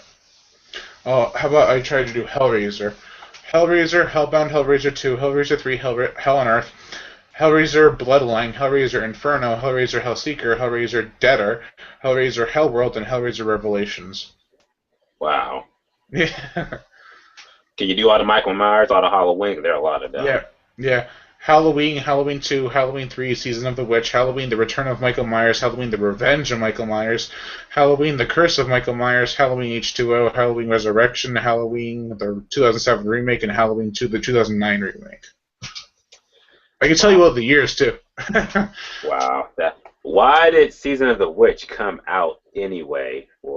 Because they were trying to make it into an anthology series, but then everyone wanted Michael Myers back, so they brought him back for the fourth one. Yeah, because he wasn't even in the third one. So it's like, Yeah. is this even a Halloween movie? Yes, he was. He was in that TV spot for the original Halloween. All the more confusing. Like, it takes place in the same universe? What the hell? No, but, like, I can do the years for Friday the 13th, 1980, 1981, 1982, 1984, 1985, 1986, 1988, 1989, 1993, 2001, 2003, and 2009. In 2015. Oh, come on, set up yet. Oh, snap. Oh, so many horror movies. As I was saying before, that I feel like slasher movies need to come back. Like they need to come back. Yeah, get rid of all these paranormal movies. Like a Except for Saw's done. yeah. Oh wait, how about I do Saw? Saw 1, 2, 3, 4, 5, 6, the final chapter. So that was easy. Yeah, because they didn't change the titles. I'd have subtitles until the last one. Would you prefer Saw over Hostel or Hostel over Saw? Saw over Hostel. I have all I the like Hostel. John Kramer. Yeah, I have all the Hostels too. I've only seen up to part 1 and half of part 2. Only half. Well, I had to stop when I was getting kind of sick. I was really little when I bought it and I watched it, and I was getting kind of sick when she sliced the girl's back and bathed in her blood, and slashed her throat and bathed in her blood. In the second one. That sounds abysmal. Sounds like Hostel. And then it said they're gonna make a Saw 8 officially. Yeah, I heard that. What are your thoughts on that? No. They just, I think 7's really, if they can make it as good as the other ones, I'll watch it. I like all of them. My least favorite's part 4. It's like, I gave the first one a 5. I don't remember what I gave the second and third, but after that, part 4 was 3, part 5 was 3.5, part 6 was 4. No, wait, hold on. I don't know. It was like, it kept getting better and better after part 4, but it got really bad at part 4. Yeah, I am like at part 8. How can they like? Is this gonna be like a reboot or like? Maybe, Hoffman got out. They could do that, Yeah. but how? Maybe he had someone come in and help him. Maybe he had someone else working for him. another Maybe the whole series off of apprentice. that. Yeah, they could make a whole another 7 movies off of that concept that someone else was helping them. And then they go after the doctor. What's the doctor's name? He played Doc- Wesley in Princess Bride. Dr. Gordon. Dr. Gordon. Do you know the other guy? What was his name? Andy or something in the first one? Yeah, you know he's the writer for Saw. That's why he got the role. I think Uh, he's the yeah. His acting is abysmal. No, Lawrence, please don't. yeah, that's why I like the first Saw, but they definitely got more better more gorier after the first Saw. Definitely. You just had two dudes in a room, just like, okay, they're gonna kill each other. It's just like, okay, how are they going? It'd be more interesting if at the end it turned out to be 2 girls in 1 cup. Oh man, Yeah. we're gonna get a Saw 8 apparently. Have you ever seen Tremors? No, You've never seen Kevin Bacon's in that movie? Fred Ward and Michael Gross? You never seen Tremors? nope. They're making a 5th one after like what 10 years. I like the thing to do nowadays. Just Well, at least they're not rebooting Tremors. They're just making a 5th one. You're like, hey, they're worms, but they're not practical effects anymore. They're all CGI worms, so it's different. It's like, no, it's not.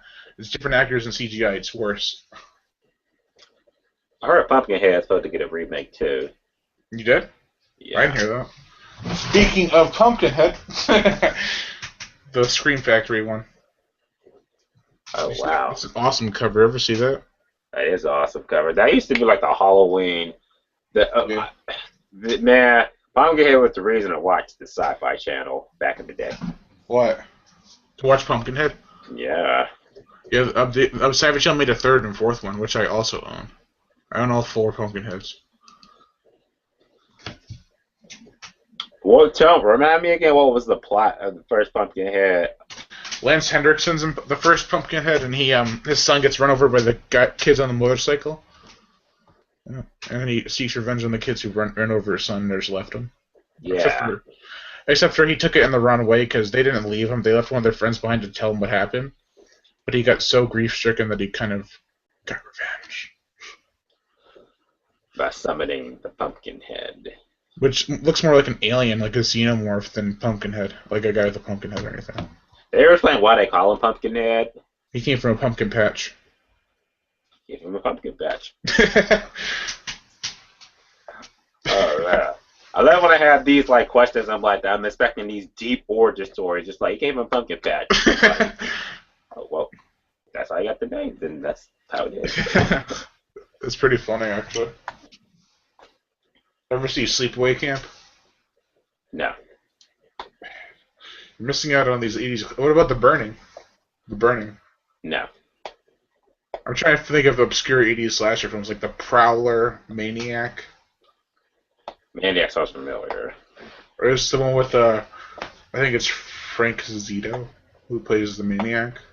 They made a remake with Elijah Wood as the Maniac, the guy Frodo from Lord of the Rings. They were both actually really good, the original and the remake. Trying to think. Oh, by the way, if you ever want to see Dead Snow, this is Dead Snow. I've seen that on. That's definitely on Netflix. Yeah, I thought it was.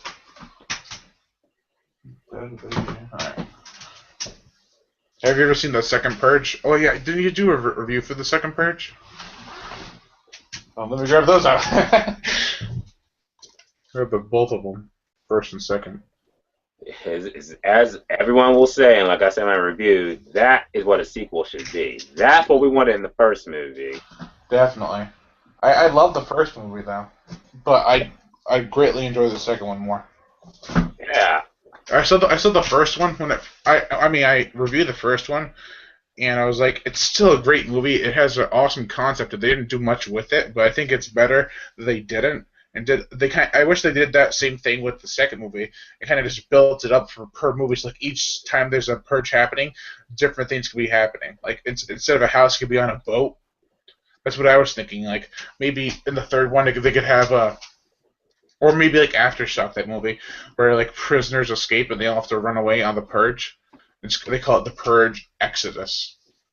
Yeah, because the way the second one ended, it was just like 364 days till the next purge. So it was like, were they talking about in the movie, or were they talking to us? Like, yeah, they better make a third purge. Although I don't know what they're gonna do. I mean, now they can't do what I was thinking, but they could do different things happening outside on the purge. Although, did you see the trailer for the second one? Yeah. Do you remember how they spoiled that there's this big underground thing where they like have people run away from them in a small space?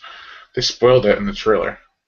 Almost. They spoiled like half of it. Like they get caught by these people who are creepy.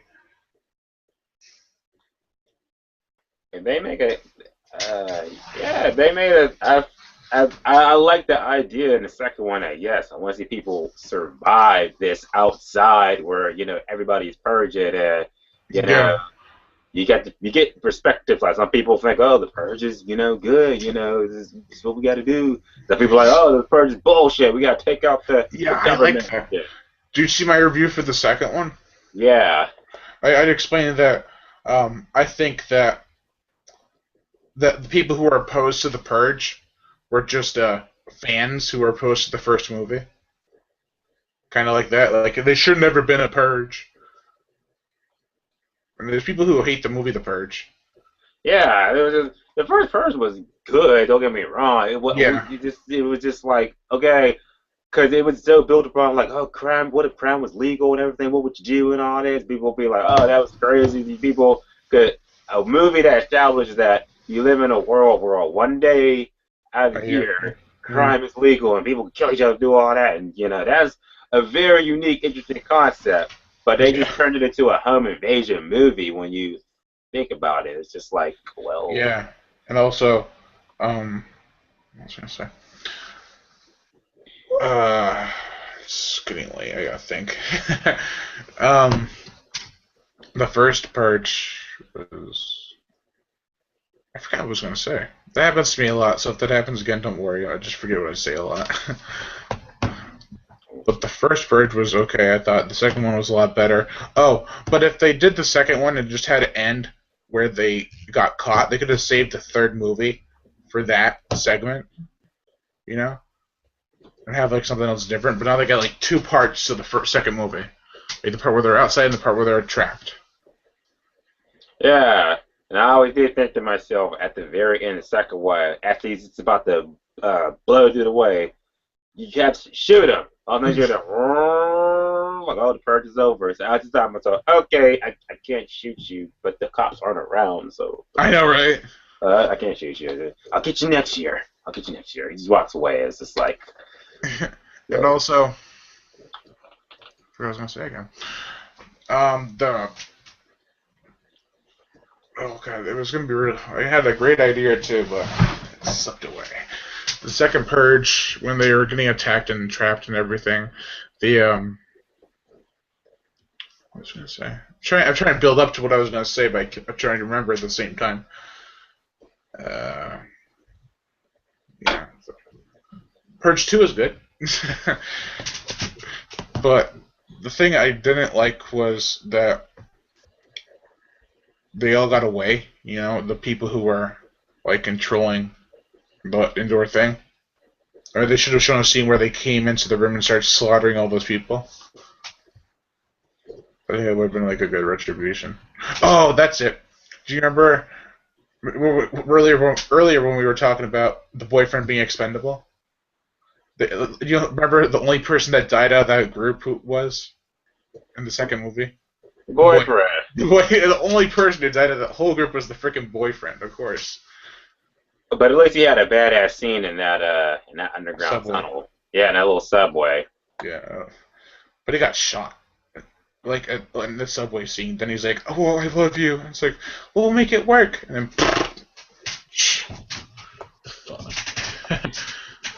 I like how that's good. You didn't see it coming. He's just against the wall. He's just like, we're gonna make it work. We'll get out of here. Like, he just got shot. He was just like, yeah, I saw it coming because I was like, if one person's gonna join this group, it's gonna be you. Yeah, I saw it coming. but the mother and the daughter. It's crazy. She lied to the my man. I call him the Punisher. She lied to him, like talking about, oh, we have a car, and it's just Oh like, yeah, yeah. like, She deserved to die more than that guy. yeah, like Because this is a lie to at least the guy and the girl were trying to work their relationship out. The mother and daughter, at first I thought they were both sisters. That's so much they didn't have that much kind of chemistry between them. Because the mother didn't look that old. But this daughter, she was a mouthy little bitch. Yeah, I like the scene where they go to the people who they said have the car, and then the sister turns on her sister. Not the people who are running, but the people who invited them in. Mm-hmm. And the sister turns on him and shoots her sister, and it's like, whoa! I caught you cheating with my boyfriend. So you're gonna kill her? Wow. But it's like that's one of those things that's like you can kind of tell something was gonna happen because she Yeah, was if you're just sitting at the being, table loading something, you're like, what did she do? Oh. like she's just way too nice. She's just way too calm. She just blows her away. But you're Yeah. cheating on me. I know you bastard. It's just. And then, and then, and then the Punisher is trying to kill him. I'm just trying to. Wait, what was? No, some other people came and they're trying to kill him. It's like, no, he's mine. I'm gonna kill him. Yeah, like no, like he's mine. Bam, bam. Just like. Don't they kill them all? I think the boyfriend, the now probably ex-boyfriend, and the father make it out, but I think both the sisters die, don't they? I think they didn't even show that. They just left the apartment, and how was Oh that? yeah, that makes for a good part in the third movie. And I couldn't tell, but the guy at the end of the first movie, the black guy who was in the house, was he in the second movie along with the people who were fighting against the purge? I thought that was him. I wasn't sure. That was him. I didn't even know it either till I like looked it up. So Yeah, I was like, oh yeah, that's him from the first purge. It's like, holy shit, it is him. I see he would be against this shit, but he did it last year. He's like, yeah, the purge is bullshit. yeah. Everyone, take these guys down. And if you think about it, that's how it connects to the first movie, because that's probably why they were trying to kill him, because he was against the purge. Wow, that Yeah. makes sense. That Yep. makes sense. Yep. I think in the third one, it should be those people like a rebellion and shit and go against the founding fathers who started all this shit, like in DC or wherever they had or whatever. That could be the third movie. We're gonna get that Barack Obama. Man, you know, Obama ain't with all this shit talk about. I don't believe in killing on the purge. You know, I think it's wrong. Fellow They're the people Americans, who were trying to kill the guy in the first movie. It's like a prequel, and they're trying to go after Obama because he didn't believe in the purge. right? Yeah. I And know. but they would have had to have succeeded because they were in the first purge. If it's a prequel, you know. Yeah, they decided to go the prequel route, but they really could be like, okay, the founding fathers is this. They Actually, could do an origin to the purge. Like, who was the first person to say, you know what? I think if they we could make also do a strong prequel. people, They could do a prequel as to why the black guy was trying to run away from these guys. They could have an origin story about that. Like, you why mean was he running away from them? like it lead to the first purge, like how the Thing movie did it? Yeah, yeah. Like, why was he running and screaming for help? You know? That would be able to connect to the first one, and that would. Yeah. Or maybe the second one is a prequel. You know? Because maybe it's showing him as a resistance, and then in the third one, it's a second prequel, and they show him getting cornered alone, and then he's running from the people who are trying to kill him, and then it leads to the first purge. So maybe part 2 and 3 will be a prequel. You know? It's possibilities. They're always spectating everything, because who knows? They Yeah. might announce like, "Hey, Purge 3 is coming out," and it'll be And like Purge 2 was everyone did actually, that. yeah, and Purge 2 was actually a prequel. What? Yeah, and I will get on camera and be like, "Brian said it first. He was right. Yeah. He was right." That'll be my intro. I knew it. I freaking knew it. I It's like, me. if that happens, that'll be one of the things I remember about Yeah. it. Like, I remember this conversation we had, and Yeah. it could be a prequel. And now it's a prequel. And now we got a first 3 coming out, so let the Yeah. purging continue. Yeah. Actually, back to Ron Turn. Ron Turn 4, 5, and 6 are all prequels. They're all prequels. Yeah. Like back to back to back prequel. Yeah, no, part 4, 5, and 6 are prequels, and I heard they're making a part 7, which will have to be a prequel as well. If you watch them, you'll understand. But it's kind of like the 4, 5, and 6. The fourth and fifth one really connect, but the sixth one kind of goes in a different direction, but it's still a prequel. And then it all takes place. It all takes place in 2003, the same year as the first one came out. So I was thinking a lot of shit's going down in 2003, isn't it? Because you got the three prequels in the first movie all in 2003. Mm-hmm. So 4 events happen in 1 year. Although it doesn't make sense at all, actually, because the fourth one took place in the wintertime. Unless it was in January or February, not December. Then Did they say what month that the first ones took place in? And took place in the same year. no. But also you can't have the prequels go too far in because the first one it was in summertime. So it'd be like in April to whenever. I am terrible with months and weather, but it wouldn't. If you had all this stuff happening within like the span of like 3 months, it'd be kind of unbelievable. A lot of shit went down 2003. That's why I keep on thinking like maybe they forgot the first movie. The only reason you can tell it's a prequel now is because in the first movie, 2 of the main hillbillies, Sawtooth and One Eye, got killed, and now And parts 4, 5, and 6, Sawtooth, One Eye, and Three Finger are all in the movie. So that's and the fourth one explains it is a prequel. So if you see Sawtooth, Three Finger, and One Eye in the seventh one, it's also a prequel because in this first movie, two of them died. Hmm. Unless they explained that, like, oh wait, they didn't die. I was like, come on. Oh boy, people. I'm able to wrap things around into a nice little bow sometimes. It makes me want to. I'm gonna go find them. The wrong term movies. Yeah. If you ever notice in my review, I usually always wrap what I'm trying to say around. Like, I wrap around everything. Like, there's a point to this, but it's going to come up later. Mm-hmm. And it all connects. And most of the time when I'm editing, I don't even know I'm doing it. Until it happens, like, oh yeah. Huh. It all connects. Yeah. Or like I'll say something like as a joke, I'll say something like, it really stinks, and speaking of stinks, this acting is horrible. Huh. Do you ever be worried that when you see a movie, you may not remember, but you might forget parts of bits and pieces of it, but when you film it to do the review for it? Me, like, if I forget what I was going to say about what I didn't like and did like, or... Yeah. Yeah, oh, thanks for reminding me. I have to write something down, but I've been trying to write down my thoughts for a review whenever I watch a movie. So that won't happen. But that has happened. And like, I reviewed Ron Turn 5, and I said all the reasons it was okay, but I forgot to put in all the reasons that I hated it, and I knew what I hated it for. I just forgot to record it. And if you see my reviews for Ron Turn all 5, the sixth one wasn't out when I reviewed the Ron Turn movies, but all those reviews and plus some other ones, I reviewed at a cabin up in New York. Oh, really? Yeah, I reviewed all the Texas Chainsaw Massacres and the Ron Turns up in the cabin. That'd be. I've gotten better at remembering the movies from the point of me leaving the theater and me getting back home and filming it. But I did write my stuff down. Yeah. Well, that's why whenever I go to a movie theater, I always want to go with somebody because then I can talk about it on the way home. And then when I go home, I can write it down. But if I don't, and I just sit there and think, my mind will drift off to something else, and I'll forget about what I was going to say. Yeah. Oh boy.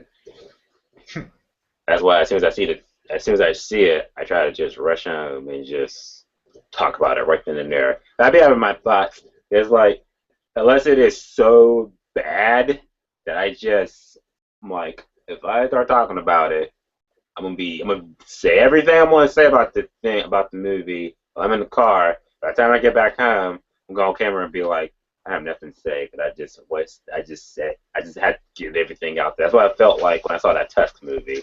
Oh my god. The what movie? That Tusk movie that came out. Oh my god! Did you hate that movie? I thought it was terrible. I hate it. Surprisingly enough, I'm doing a top 10 worst list that I want to do.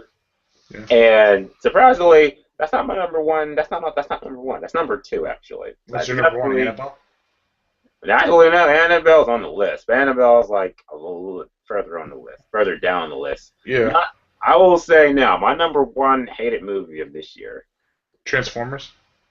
Nope, that's on the list too, but it's further down. My number 1, like it's gonna be a movie that people have like forgotten about, but when I say it, you're gonna be like, oh yeah, that movie that everyone fucking hated was Devil's Due. I was just gonna say that. Goddamn! I was just gonna say was the Devil's Due. I was thinking back to January, and I was like, oh yeah, Devil's Due came out. I was like, oh, he's probably gonna say Devil. Then you said it. Like, no. Devil's Due. My whole movie experience seeing that was just bad. I'm sorry. I didn't see it in theaters, so I had to buy it. And I haven't even reviewed it yet. What did you think about it? I don't remember much about it. Let's see, he doesn't even remember that much about it. See what that says, folks? The movie was bad. The movie was just... I remember more of Jeremy John's review on it than I remember seeing it. And his crazy part was, Devil's Due came out, I think, like 2 weeks after the March ones. So I'm thinking, like, yeah, there goes the March ones. The Mark was my number three. It goes Double Dude, Tusk, then the Mark was, and that's crazy because the Mark was the first movie I saw in January, and I was like, it wasn't as terrible as I thought it was going to be. And then I saw because I was like, okay, it wasn't as terrible, but I know it'll be okay because I'll see Double Dude, and that'll be so much better. I saw Double Dude, and I just walked out of the theater like, I think that I hate this movie. Yeah. You know what one of the worst zombie movies I've seen recently is? What?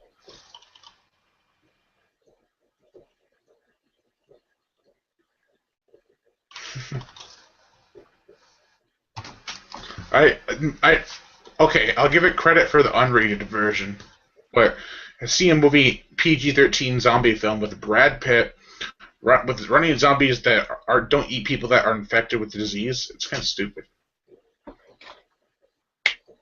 That sounds so familiar. What, World War Z?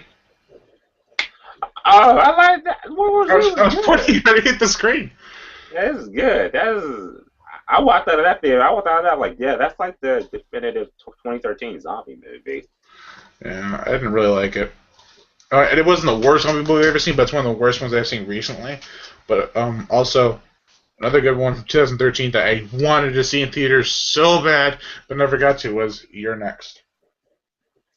I saw that when it came out in theaters in August, and it wasn't. I told you, I give horror movies such a leg up over other movies. I feel like if it wasn't a horror movie, I'd be like that was not good. Yeah. But I was like, I always try to find the good in your neck in the good in horror movies. I like Your Next. It was not bad. I remember that scene where I think it was either a hatchet or a bow and arrow that just went through the window. It just Yes, bow and arrow.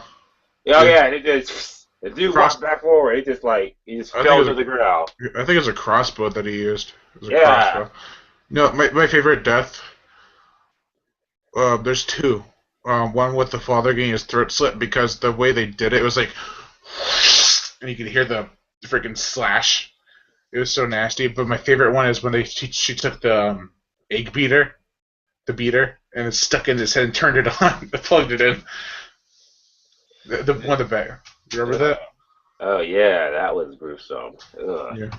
But the best thing about that movie was Sharni Vincent. She was so badass. Yeah, she was like, she was badass. She was like Rambo. Like when the phone rang and they were coming closer, and she's like, and then she go right in the face or right in the throat of one of the bad guys. That's one thing I didn't like about it was the killers. They were just normal people. Yeah, and then and then what? Hired. Yeah, they were hired by what, the boyfriend or something, or one of the Wait, spoilers. They were hired. yeah, they were. I felt like, what, you hired them so you can get your family fortune or something. I was like, Yeah, it's kind of stupid. yeah, that's one of the things where I was like, you asshole. Whenever somebody in the family or in the household does all this to like get all these people killed, I'm just like, you deserve to die. He got the worst death too.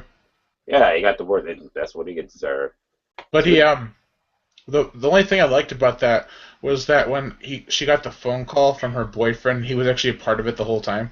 Yeah. It was like, hey, you there, man? I can hear you breathing.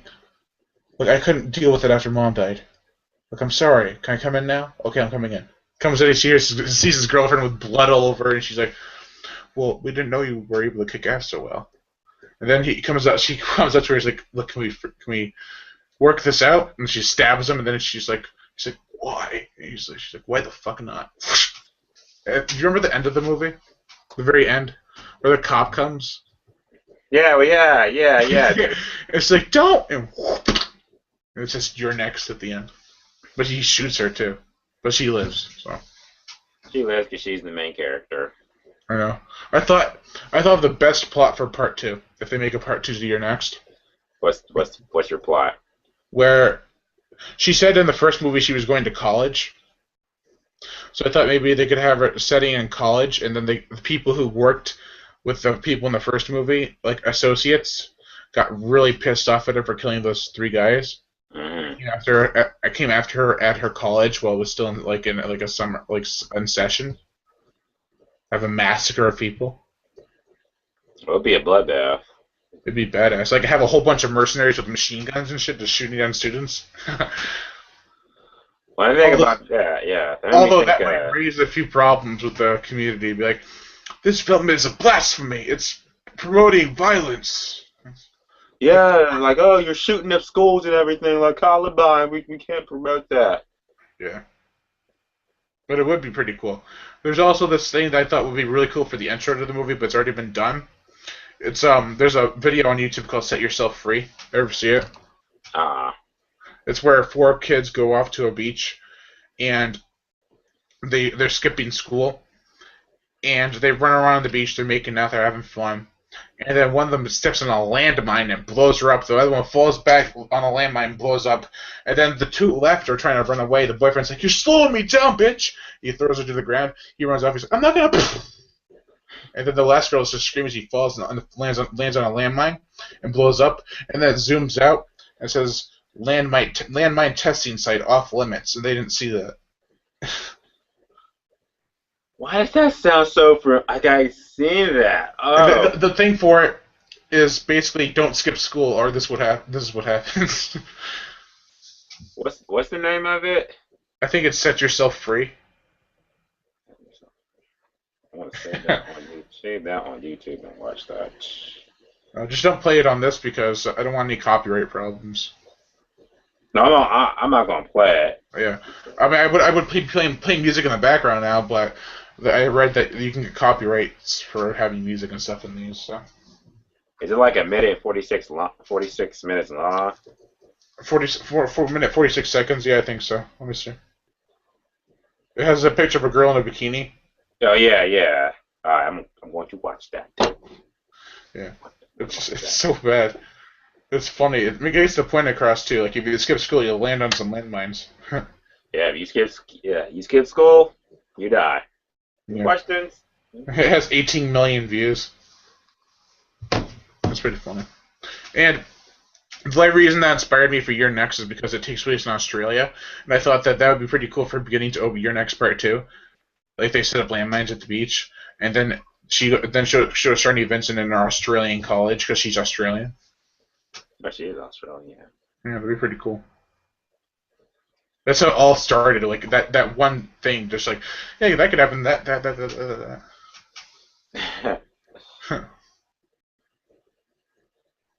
I've had a lot of plot ideas, like so many. Oh my god. Oh man. Yeah. The trying to get I have all these script errors popping up because my computer sucks. But yeah, it's crazy how many movies I watch and then I have ideas for sequels. Well, do you have a plot idea for Freddy vs. Jason 2? No, I don't. No.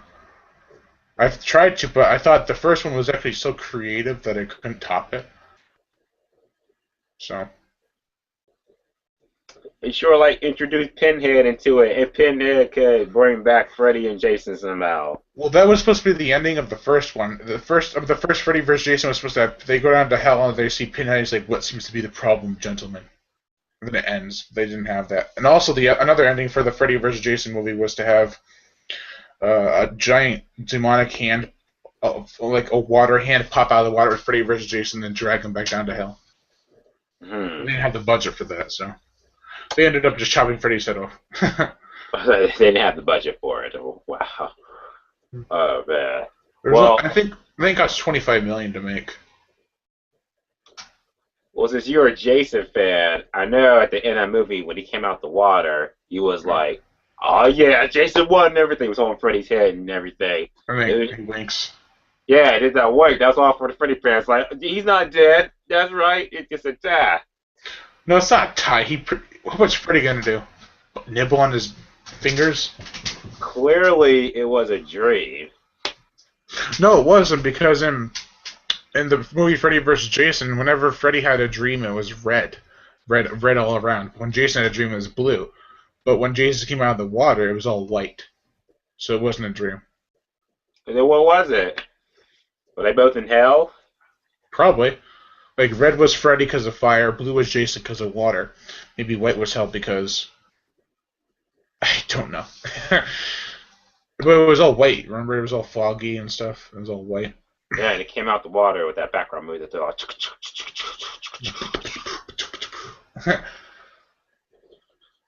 I was just like, I just saw his head, and he's Yeah. like, It was and like, I oh, I remember seeing that when it came out. And man, I remember I had to go to 3 different theaters to see Freddy vs. Jason. It was sold out everywhere. yeah. I didn't see it when it came out because I was so young. I was probably like 10 when it came out. Yeah, I think I was like 10 or 11 too. Yeah, I wasn't allowed to see it. And then it came, Uh, and then it came on TV, and I was like, Zach, can we watch the edited version on TV? He's like, yeah, fine. My mom came and was like, what are you doing? Like, it's the edited version. No way! oh yeah, come on. Well, you had to go see regular movies with your parents. Oh, Yeah. I forgot what that was. Which, it's kind of funny, you think about it, they're calling it teen slashers, but they're rated R. Like Scream, or I Know What You Did Last Summer. They're teen slashers, but they're rated R.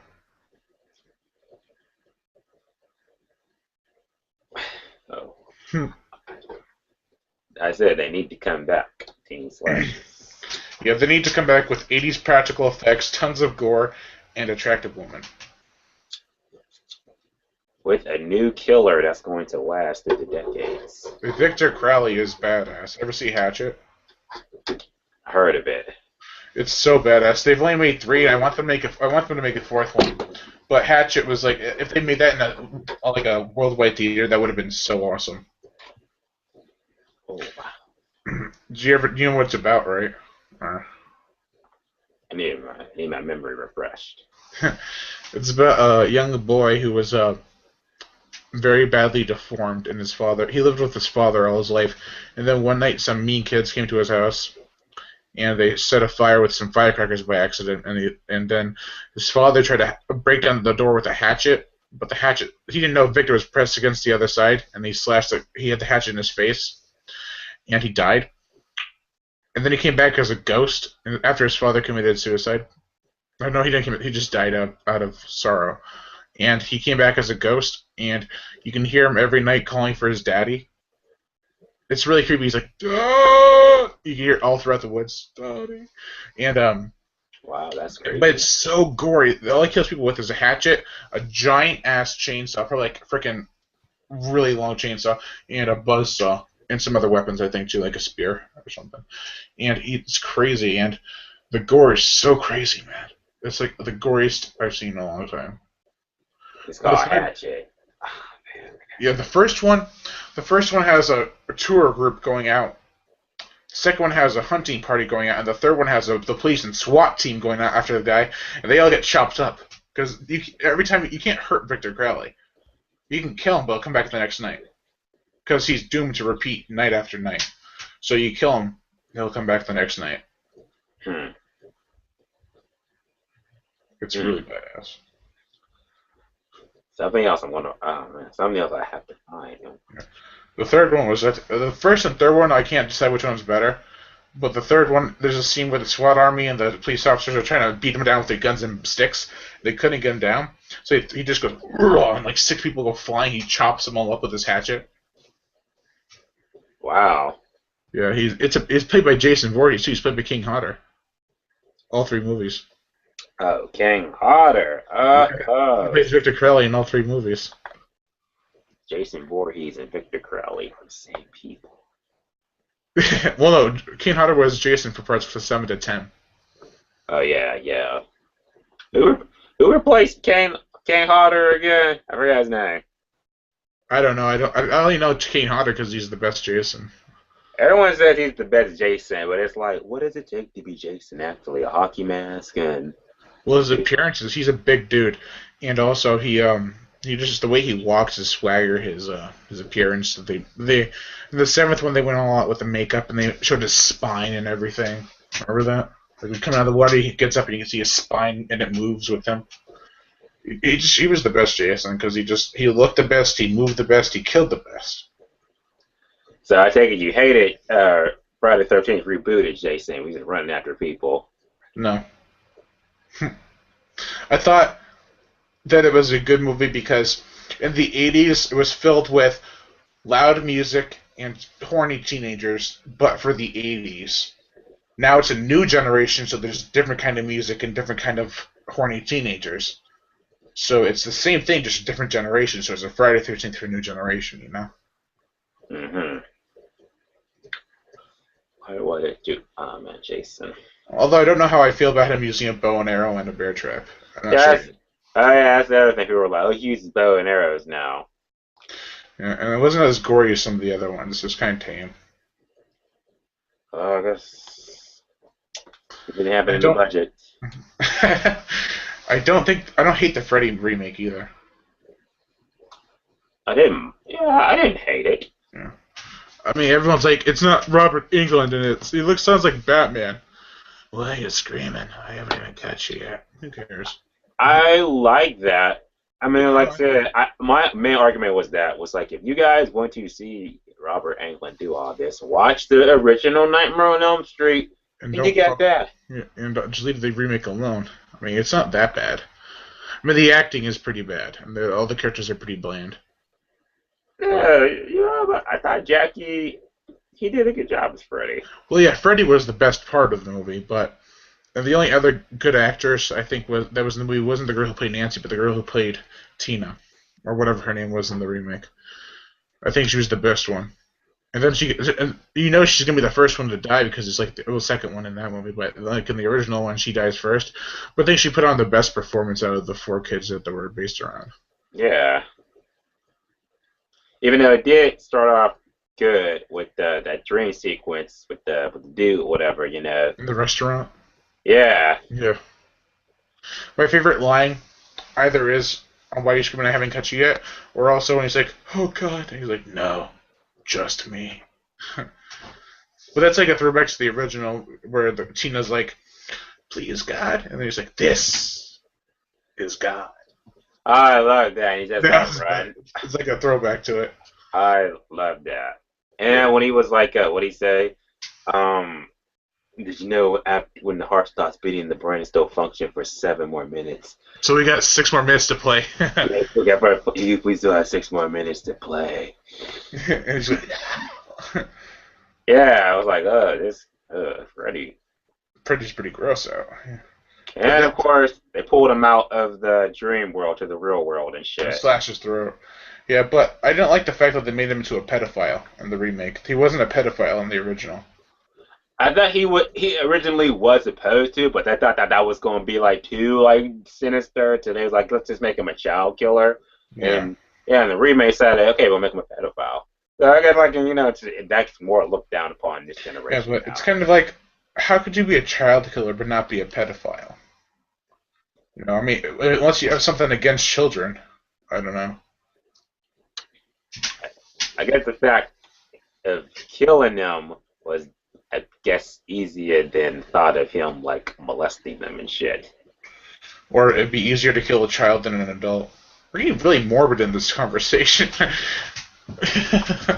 That's just how horror movies go. It goes there, folks. It goes there. It definitely does.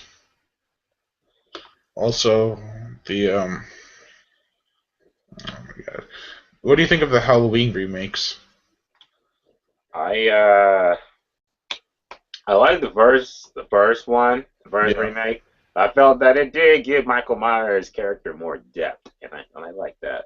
definitely. But a lot of people don't like the remake because the original gave him no depth, and they like the fact that there's this mystery of like why is he doing this and what's going on. Well, I feel That's like that's still in there because yeah. it doesn't really fully explain like, okay, this is why Michael Myers kills people. Me, But I watched also, it. I'm just like, you don't take him trick or treating, he kills people. and he eats that damn candy corn. Yeah, it's Also, the candy car. That's what it is. people hated that since Rob Zombie directed it, they knew it was gonna be like, oh, he came from a white trash family. And guess what? He came from a white trash family. That's basically why. I mean, they should have had a better reason for him to be crazy instead of just say, oh yeah, it's a white trash family that got him this way. I still feel like it still lets people draw their own interpretations because there's like, oh, there's this, that could be the reason, that could be the reason, but it never Yeah, flats out say like, oh, this is why he kills people. definitely, yeah.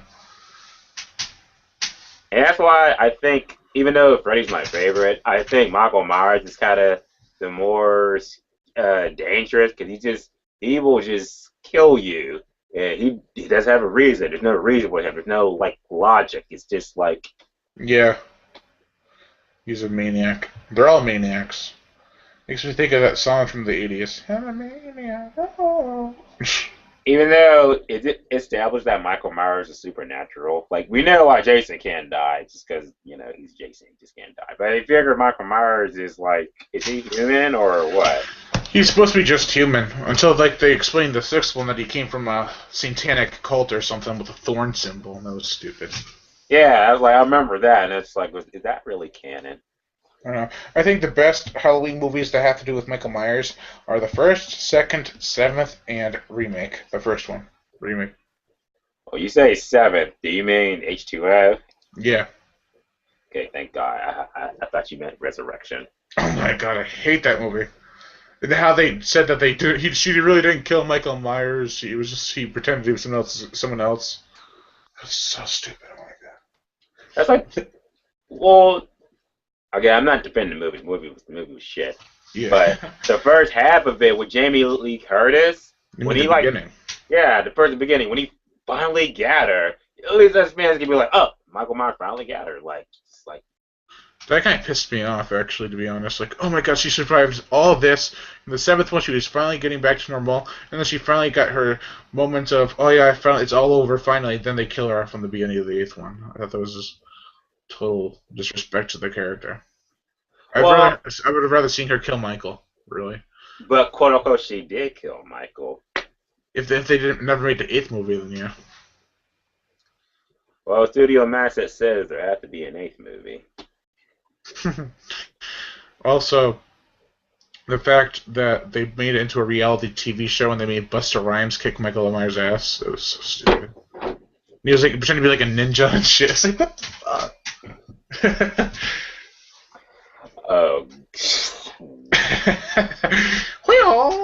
Michael! What did he say? Trick or treat, motherfucker. Yeah. That reminds me of a line I just did in one of my reviews. It was for Silent Night Deadly Night Part 2. I was like, I was saying how crazy he is, and he's like, mistletoe, motherfucker.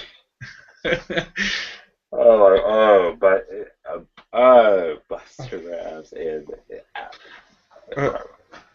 or like when he leaves, he's like, hey Mikey, have a happy fucking Halloween or something. Like, wow. That's one of those movies you get your friends together and y'all just roast the hell out of it. Yeah, definitely. I hated the whole reality TV show thing about it too. What they call Dangertainment. He's like, shake my head. Or when they're trying to get the girls or the people to join in the reality TV thing, and then they have that one girl audition, she screams and breaks the glass. I'm like, that would not even happen. Yeah, it's like the rules of good lungs, like reality and Halloween. And it's like, we're gonna go to or when he cuts that girl. Or when she cuts the girl's head off with a kitchen knife, like a clean decapitation. It's like, what? How does that work?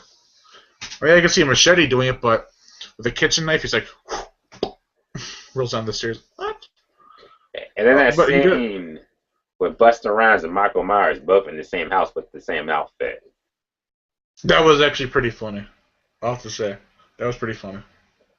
Not enough to save the movie. No, definitely not. But one other thing that was okay about the film was when he crushes that guy's head. It's kind of like the other ones, where he just picks him up and he's like, and you can see his eyes start to bleed. But they didn't have it in the budget to make his eyes pop out. Sorry. I'm kind of not going to be an excuse in these movies. That should be the new excuse, that we didn't have it in the budget. We didn't have it in the budget. And it's like, you have millions of dollars to... And then when you think about it, back in the 80s and stuff, when they really didn't have a budget, yeah, they made some really good special effects for really cheap too. Well, we spent a lot on the camera. Sorry. Yeah, it's funny is if a Russian was trying to make it, like, there's this thing we call a budget that we can't seem to get. Oh God, I love that. I'm terrible at accents. I'm sorry. I probably butchered a Russian accent. Russian. I just said Russian. Oh man. Well, I hope that. Well, as a, I know that you're going to review on the reboot of Friday the 13th. I'm interested to see a trailer for it. If they decide to still do it, because they'll probably be like, yeah, we're not going to do this no more. Well, they have to because Paramount bought the rights back from New Line, and if they don't make a new one in the next 5 years, they lose the rights, and it goes back to New Line. So that's why they're making a new one. Oh, wow! New Line's had Jason for a while. Since the early '90s. Now Paramount has it. Yeah. Well, no, Paramount had it back with the reboot. They worked with New Line, but now Paramount has it back fully. I forgot what they traded a movie Paramount did for New Line or a brand of movie. Hmm. Paramount's gonna do it. This should be interesting. Whatever happened to Bad Robot, that production company that worked with Paramount for Cloverfield? I've never seen anything from them again. I would not mind another Cloverfield movie. And that's true. Yeah. I ever see Super 8? Yes. I saw that in theaters. I thought it was pretty good. Kind of reminded me of like those '80s movies like The Goonies and Stand By Me and stuff like that, except for with aliens. Like, kind of like E.T. Yeah, man. I want to see a Cloverfield sequel. I want to see a child. I want to see a Child's Play remake. That's the remake. Yeah, they said they were going to do that. And I heard they're doing Freddy and Chucky now. The director, Don Mancini, he's trying to do a Freddy and Chucky movie. Although I don't see how it's going to work. I mean, it probably won't, unless Chucky gets like some sort of new power that can help him with Freddy. I don't know. Nope, that ain't going to work. I mean, I could see Chucky and Leprechaun being funny, but... Woo! Chucky does not need to go back to being funny. That's what got his shit killed. And Bride of Chucky and Seed of Chucky. True. I do prefer Bride of Chucky over Seed of Chucky, though. I do too. Seed of Chucky was dog shit. Definitely. Curse of Chucky was a breath of fresh air. It should have been like... Yeah, Curse of Chucky was actually really... I can see why it was straight to DVD, but it was actually a good Chucky movie. Yeah, it felt kind of like a direct-to-DVD movie, but it still could have had a chance. Although, yeah, it seemed more like a direct-to-DVD movie now that I think about it. But some people were like, oh, it doesn't look like Chucky. Why does Chucky look so updated and shit? It's because it's a new movie. New generation. Yeah, and I was watching the Chuck when he was like in his regular doll form. I was like, see, this is why we need a remake.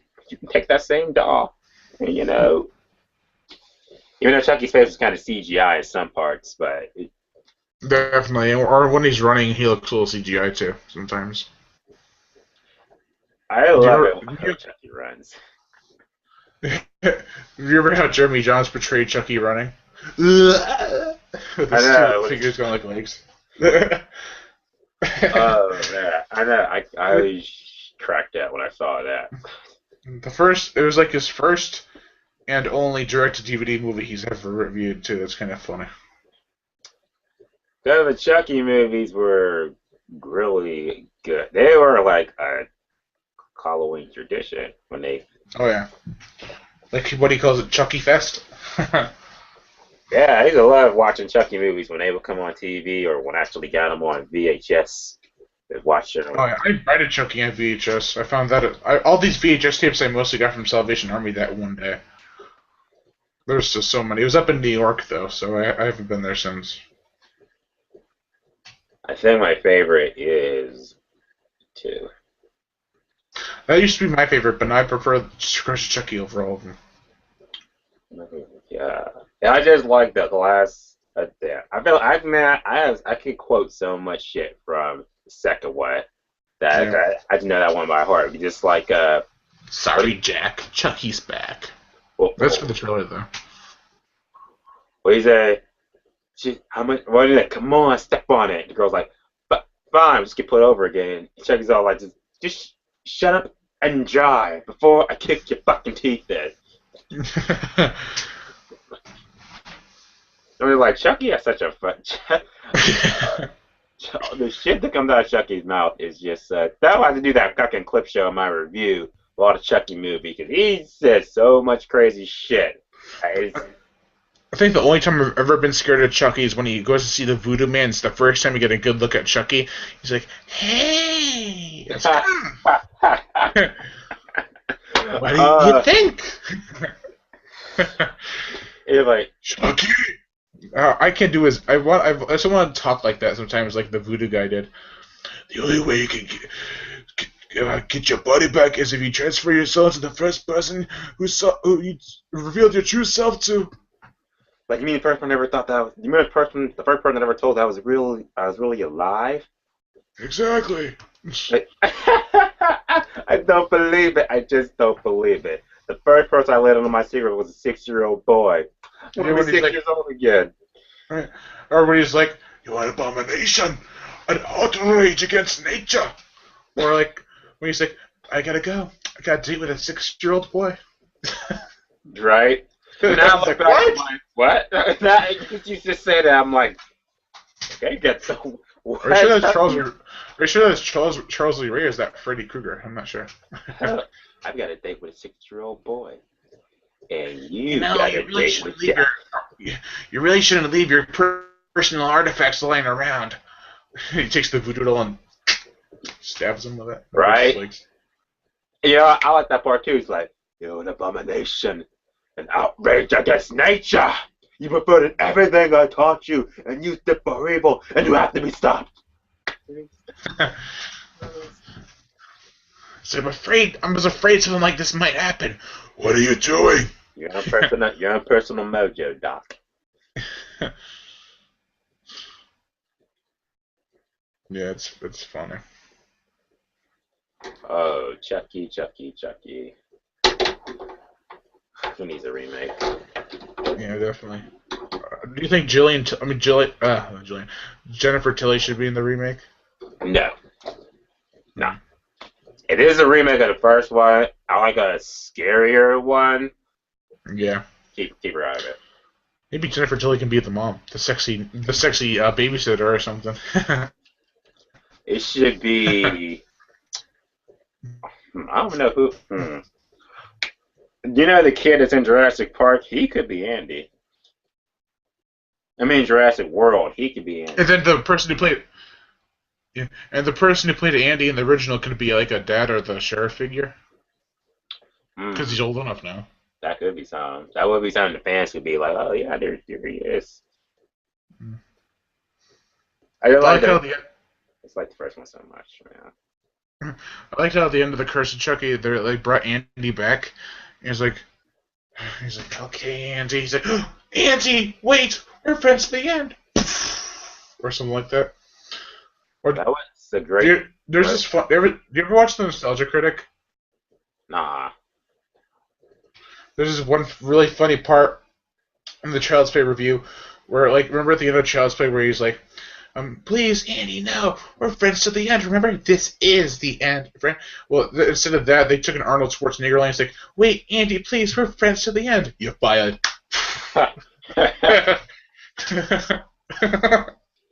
Oh, Nostalgia Critic. See, now I gotta look him up too. He's one of them. He's actually. They did a ranking for the best YouTube reviewers, and Nostalgia Critics won. This is number 2. Jeremy Johnson's number 1. You're fired. He said, "Yep." This you telling me that just sounds funny as shit. I'm going to see. Now I got 2 things to watch on YouTube. Blow off some steam, Bennett. You say he did a video on it? Well, yeah, he did a crossover review with some other guy. I think his name is Felius. He's not as funny, but it was really funny. I think they had one at first. It was a different line, but it's like, I think I like it better when it's like, you're bad.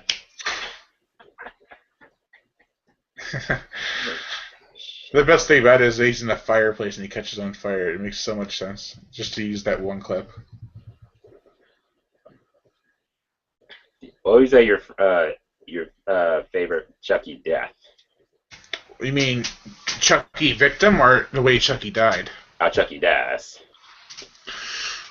I hate the first one because if he's human, how can he take that much abuse? You know. Mm-hmm. The second one was probably my favorite.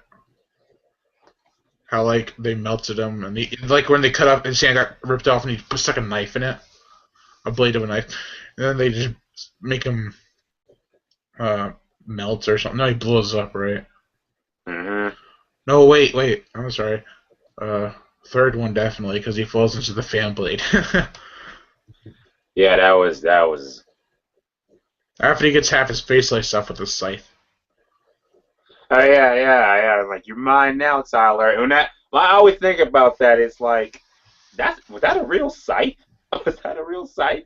It looks like it looks a little plastic from what I can remember. Not sure.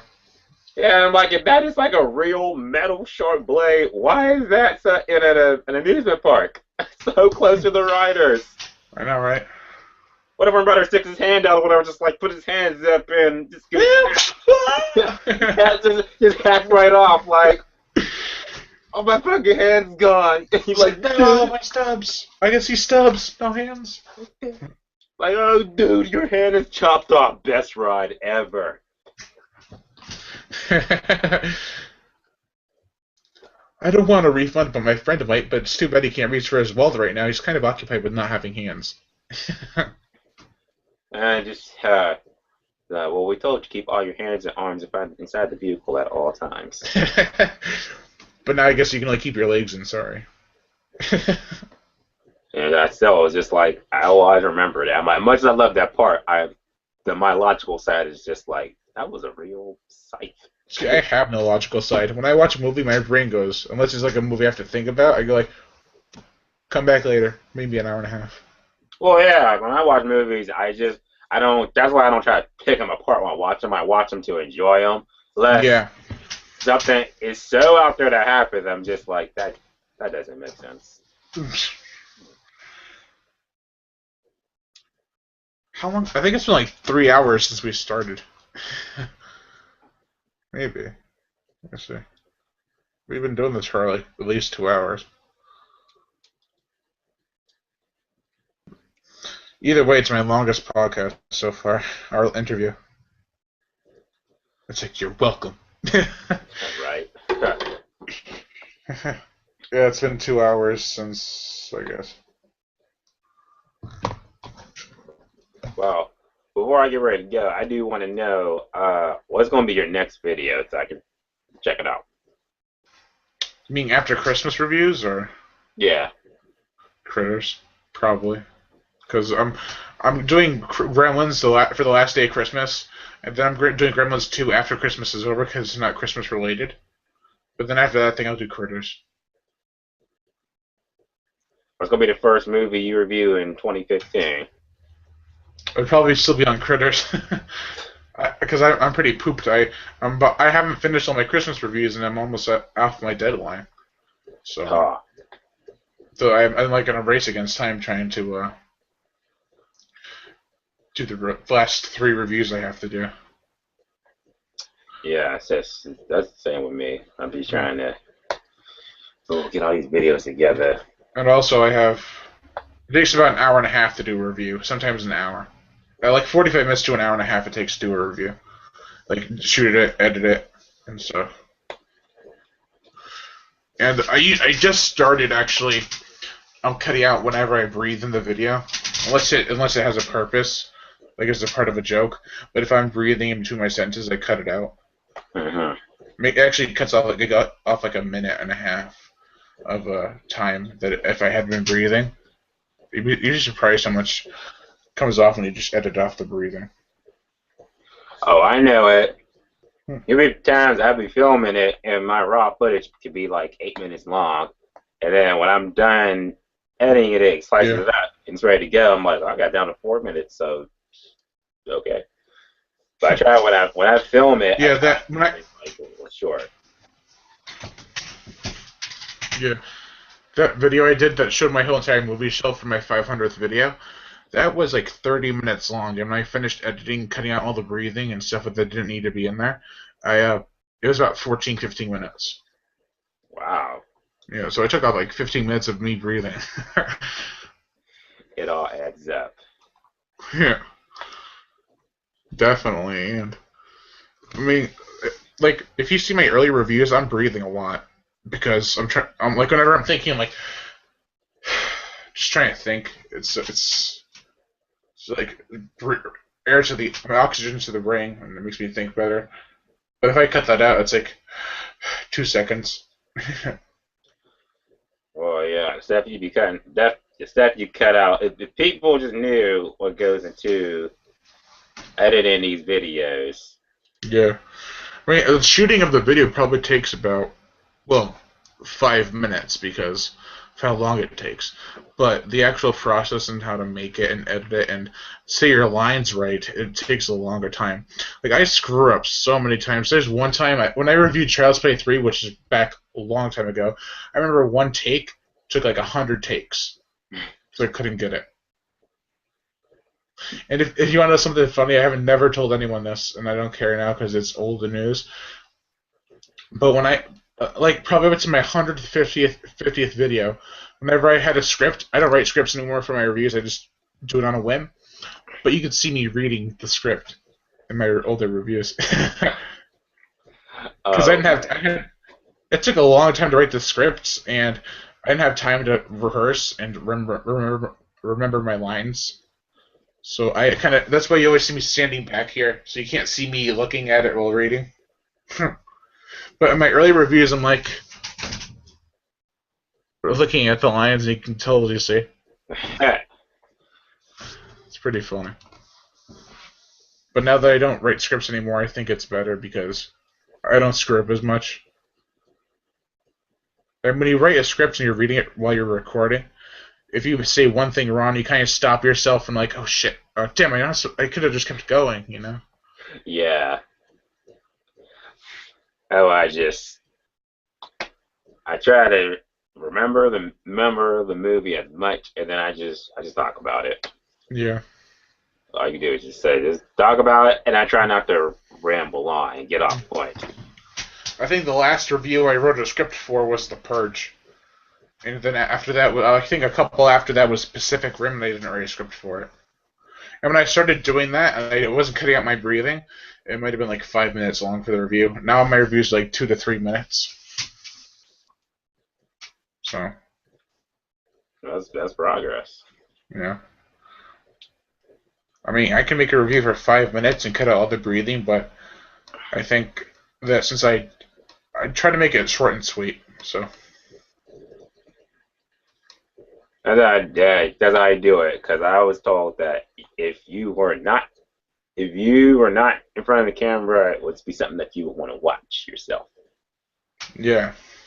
Well, actually, for the longest time, I didn't want to review movies. So I hated the way I sounded. I hated the way not the way I actually didn't hate the way I looked. I just hate the way I sounded. I hate my voice. But as time went on, I'm like, it's actually not that bad. I mean, if people watch it for the first time, they're like, oh, his voice is ugly. But after a while, it kind of grows on you. Yeah. People or I ever see comments or whatever talk about always trying to sound like Batman or whatever, and I'm just like, Me? yeah. And I was like, Yeah. that's not a bad thing. That's what he wants to do. Dude. It works. Yeah. Actually, I don't think many people have said that, but I have seen comments like that, and I actually didn't never thought of it that way. I actually just wanted to start talking in a raspy voice because I wanted my voice to become naturally more raspy. I have no idea why, and now I don't want it that way, but it's kind of like that. But I don't really talk like this anymore. You know, it's horrible. But I try to talk as normal as possible. Right? It's just wish more people would know that. It's just you Yeah, on camera, being yourself, man. I know. And when I was young, when I was doing earlier reviews, I was really annoying. I thought because I try to scare people. Like I'll be like, I'll do something and I'll have a really quick edit with something like loud noise. I thought that was more annoying than scary. Like there's one part I had a guard. I was just talking and I had my little werewolf here right in front of the camera and like, and I thought it was more annoying than it was scary. Oh man. I mean, Uh, I put myself in the position that if you're watching my reviews really early in the morning or really late at night, you probably get really annoyed. But if it's like in the midday, you won't because you're already awake and stuff. mhm. But if you're watching and you're trying to go to sleep or trying to wake up and you hear that really loud noise or anything, or you hear a really whiny kind of voice, because sometimes I talk like I'm whining, then you can get kind of annoyed. What I don't get is how I only have 400 subscribers. Yes, yeah, the others are gonna come. Well, I hope. I mean, it's almost been 2 years. You know? But the subscribers you got, are they Oh, frequent watchers? yeah, they're true fans. I mean, I really appreciate the people who watch and the comment in there. I talk to them on Facebook, and they seem like really cool people. So Yeah. yeah, and I do give out a lot of shout outs. I used to do more because people are requested it more, Mhm. and yeah, so I don't mind giving shout outs. I just whenever I do a review and I edit and upload it, and I'm like, oh shit, I forgot the shout out. Like I'll do it next video. And so one of the times I had forgotten 3 times in a row. The person was so understanding. I was happy, but I was really like, oh, thank you for understanding. I mean, it's been hectic, and so Hefnick. Oh. yeah. Yeah, I'm definitely I'm grateful for the 1,400 subscribers I have so far. So you got 1,000 more than me. I see. It's like I don't even pay attention too much to the views or well, I pay attention to subscribers. That's like the first thing I see. But Yeah. I just I just do videos and just post them all. Just post them, and if people reply, people check them out. I just be What's like, really funny is my other channel has 3 million views total, and has about 1,000 subscribers. Probably less than you, actually. How does wow, that work? it's crazy, man. Yes. It's crazy. I'm thinking YouTube. I think YouTube is playing a prank on me or something there. Just like this video that set yourself free that has 18 million views. It's only a Yeah. minute 46 seconds long. Well, the other channel I have is video making. Like the trailers I do and stuff. And I think well, actually, I found out recently that one of my videos got taken down because of copyright. I was so pissed. And it had like 400,000 views. But Damn. there's one that has more. It's 700,000. It's for a really crappy trailer I did, and everyone's like, "Yeah, Piranha I'm like, "No, this trailer sucks. Stop watching it." Oh man. And on the other channel, you'd be surprised how many people who comment on my videos for like the Cyber Channel films are speaking a different language, and I'm like, I really wish I could reply to you because I I, I want to have feedback, but I don't know what you're saying. that, hmm. I don't know. I can just give him a thumbs up. Glad Yeah, I saw your comment. but imagine they're like, your video sucks. Thumbs up. But they do have that translate thing on Facebook, but I don't feel like going through 60 comments to hit translate on each. Yeah. But I do appreciate everyone who comments and likes those videos, and everyone who likes these videos. So Well, I thank you very much for letting me be on your podcast and everything. This was great. We had a great interview, great video. It was yeah, awesome. definitely, and also the longest one so far too. And yeah, you just put me on. Cause as soon as I get off, I'm going to watch this "Set Yourself Free" video. Yeah, So yeah, I love it when anybody uh, recommends things to me, and I actually like them. Cause the last movie or thing someone recommended to me to watch turned into Tusk, and I hated the shit out of it. So yeah. I haven't seen Tusk, and I don't plan on it. get dude, The last good horror movie Justin Long was in was Drag Me to Hell, I think. Or is that his name? Is it Justin Long? yeah. Yeah, the last good one he was in Drag Me to Hell, and the other one before that was Jeepers Creepers. Jeepers Yeah. Creepers, where'd you get those bleepers? But you can't say the name of that movie and not sing a song. I know, that's crazy. Alright, well, it was fun. Like, yeah, it was fun. Let's say all the viewers go check out the horror movie show because it is awesome. He's gonna have so many more videos coming out in 2015. It's gonna be crazy good, and Yeah, a lot more horror movies coming out in 2015 that I'm going to review. You're going to review, definitely. and everybody will just be entertained. Everyone will just be in a reviewing frenzy, right? Yeah, that's it. My first review for 2015 will definitely be The Woman in Black 2. So Yeah. I will have you for that, and you can expect my honest review for that. You know what's funny is I haven't reviewed Jurassic Park because I knew they were making a fourth one. I'm going to review them all before Jurassic Park, and I haven't reviewed The Woman in Black because I knew they were making a second one. Mm-hmm. So I'm going to review them back to back. Oh, well, there you go. Hmm. All right. So should we end this or? Yeah, because I'm about to watch this, and then I'm going to grab a snack and then do another video. Yeah. All right. Well, I'll stop it. Then we can say goodbye because. All right. So thanks for watching, everybody. I'm really tired, and I'm the host of the Horror Show Movie Reviews, and Darnell here is the host of the Nezzy channel. Am I correct? Yeah. All right. And thank you for watching.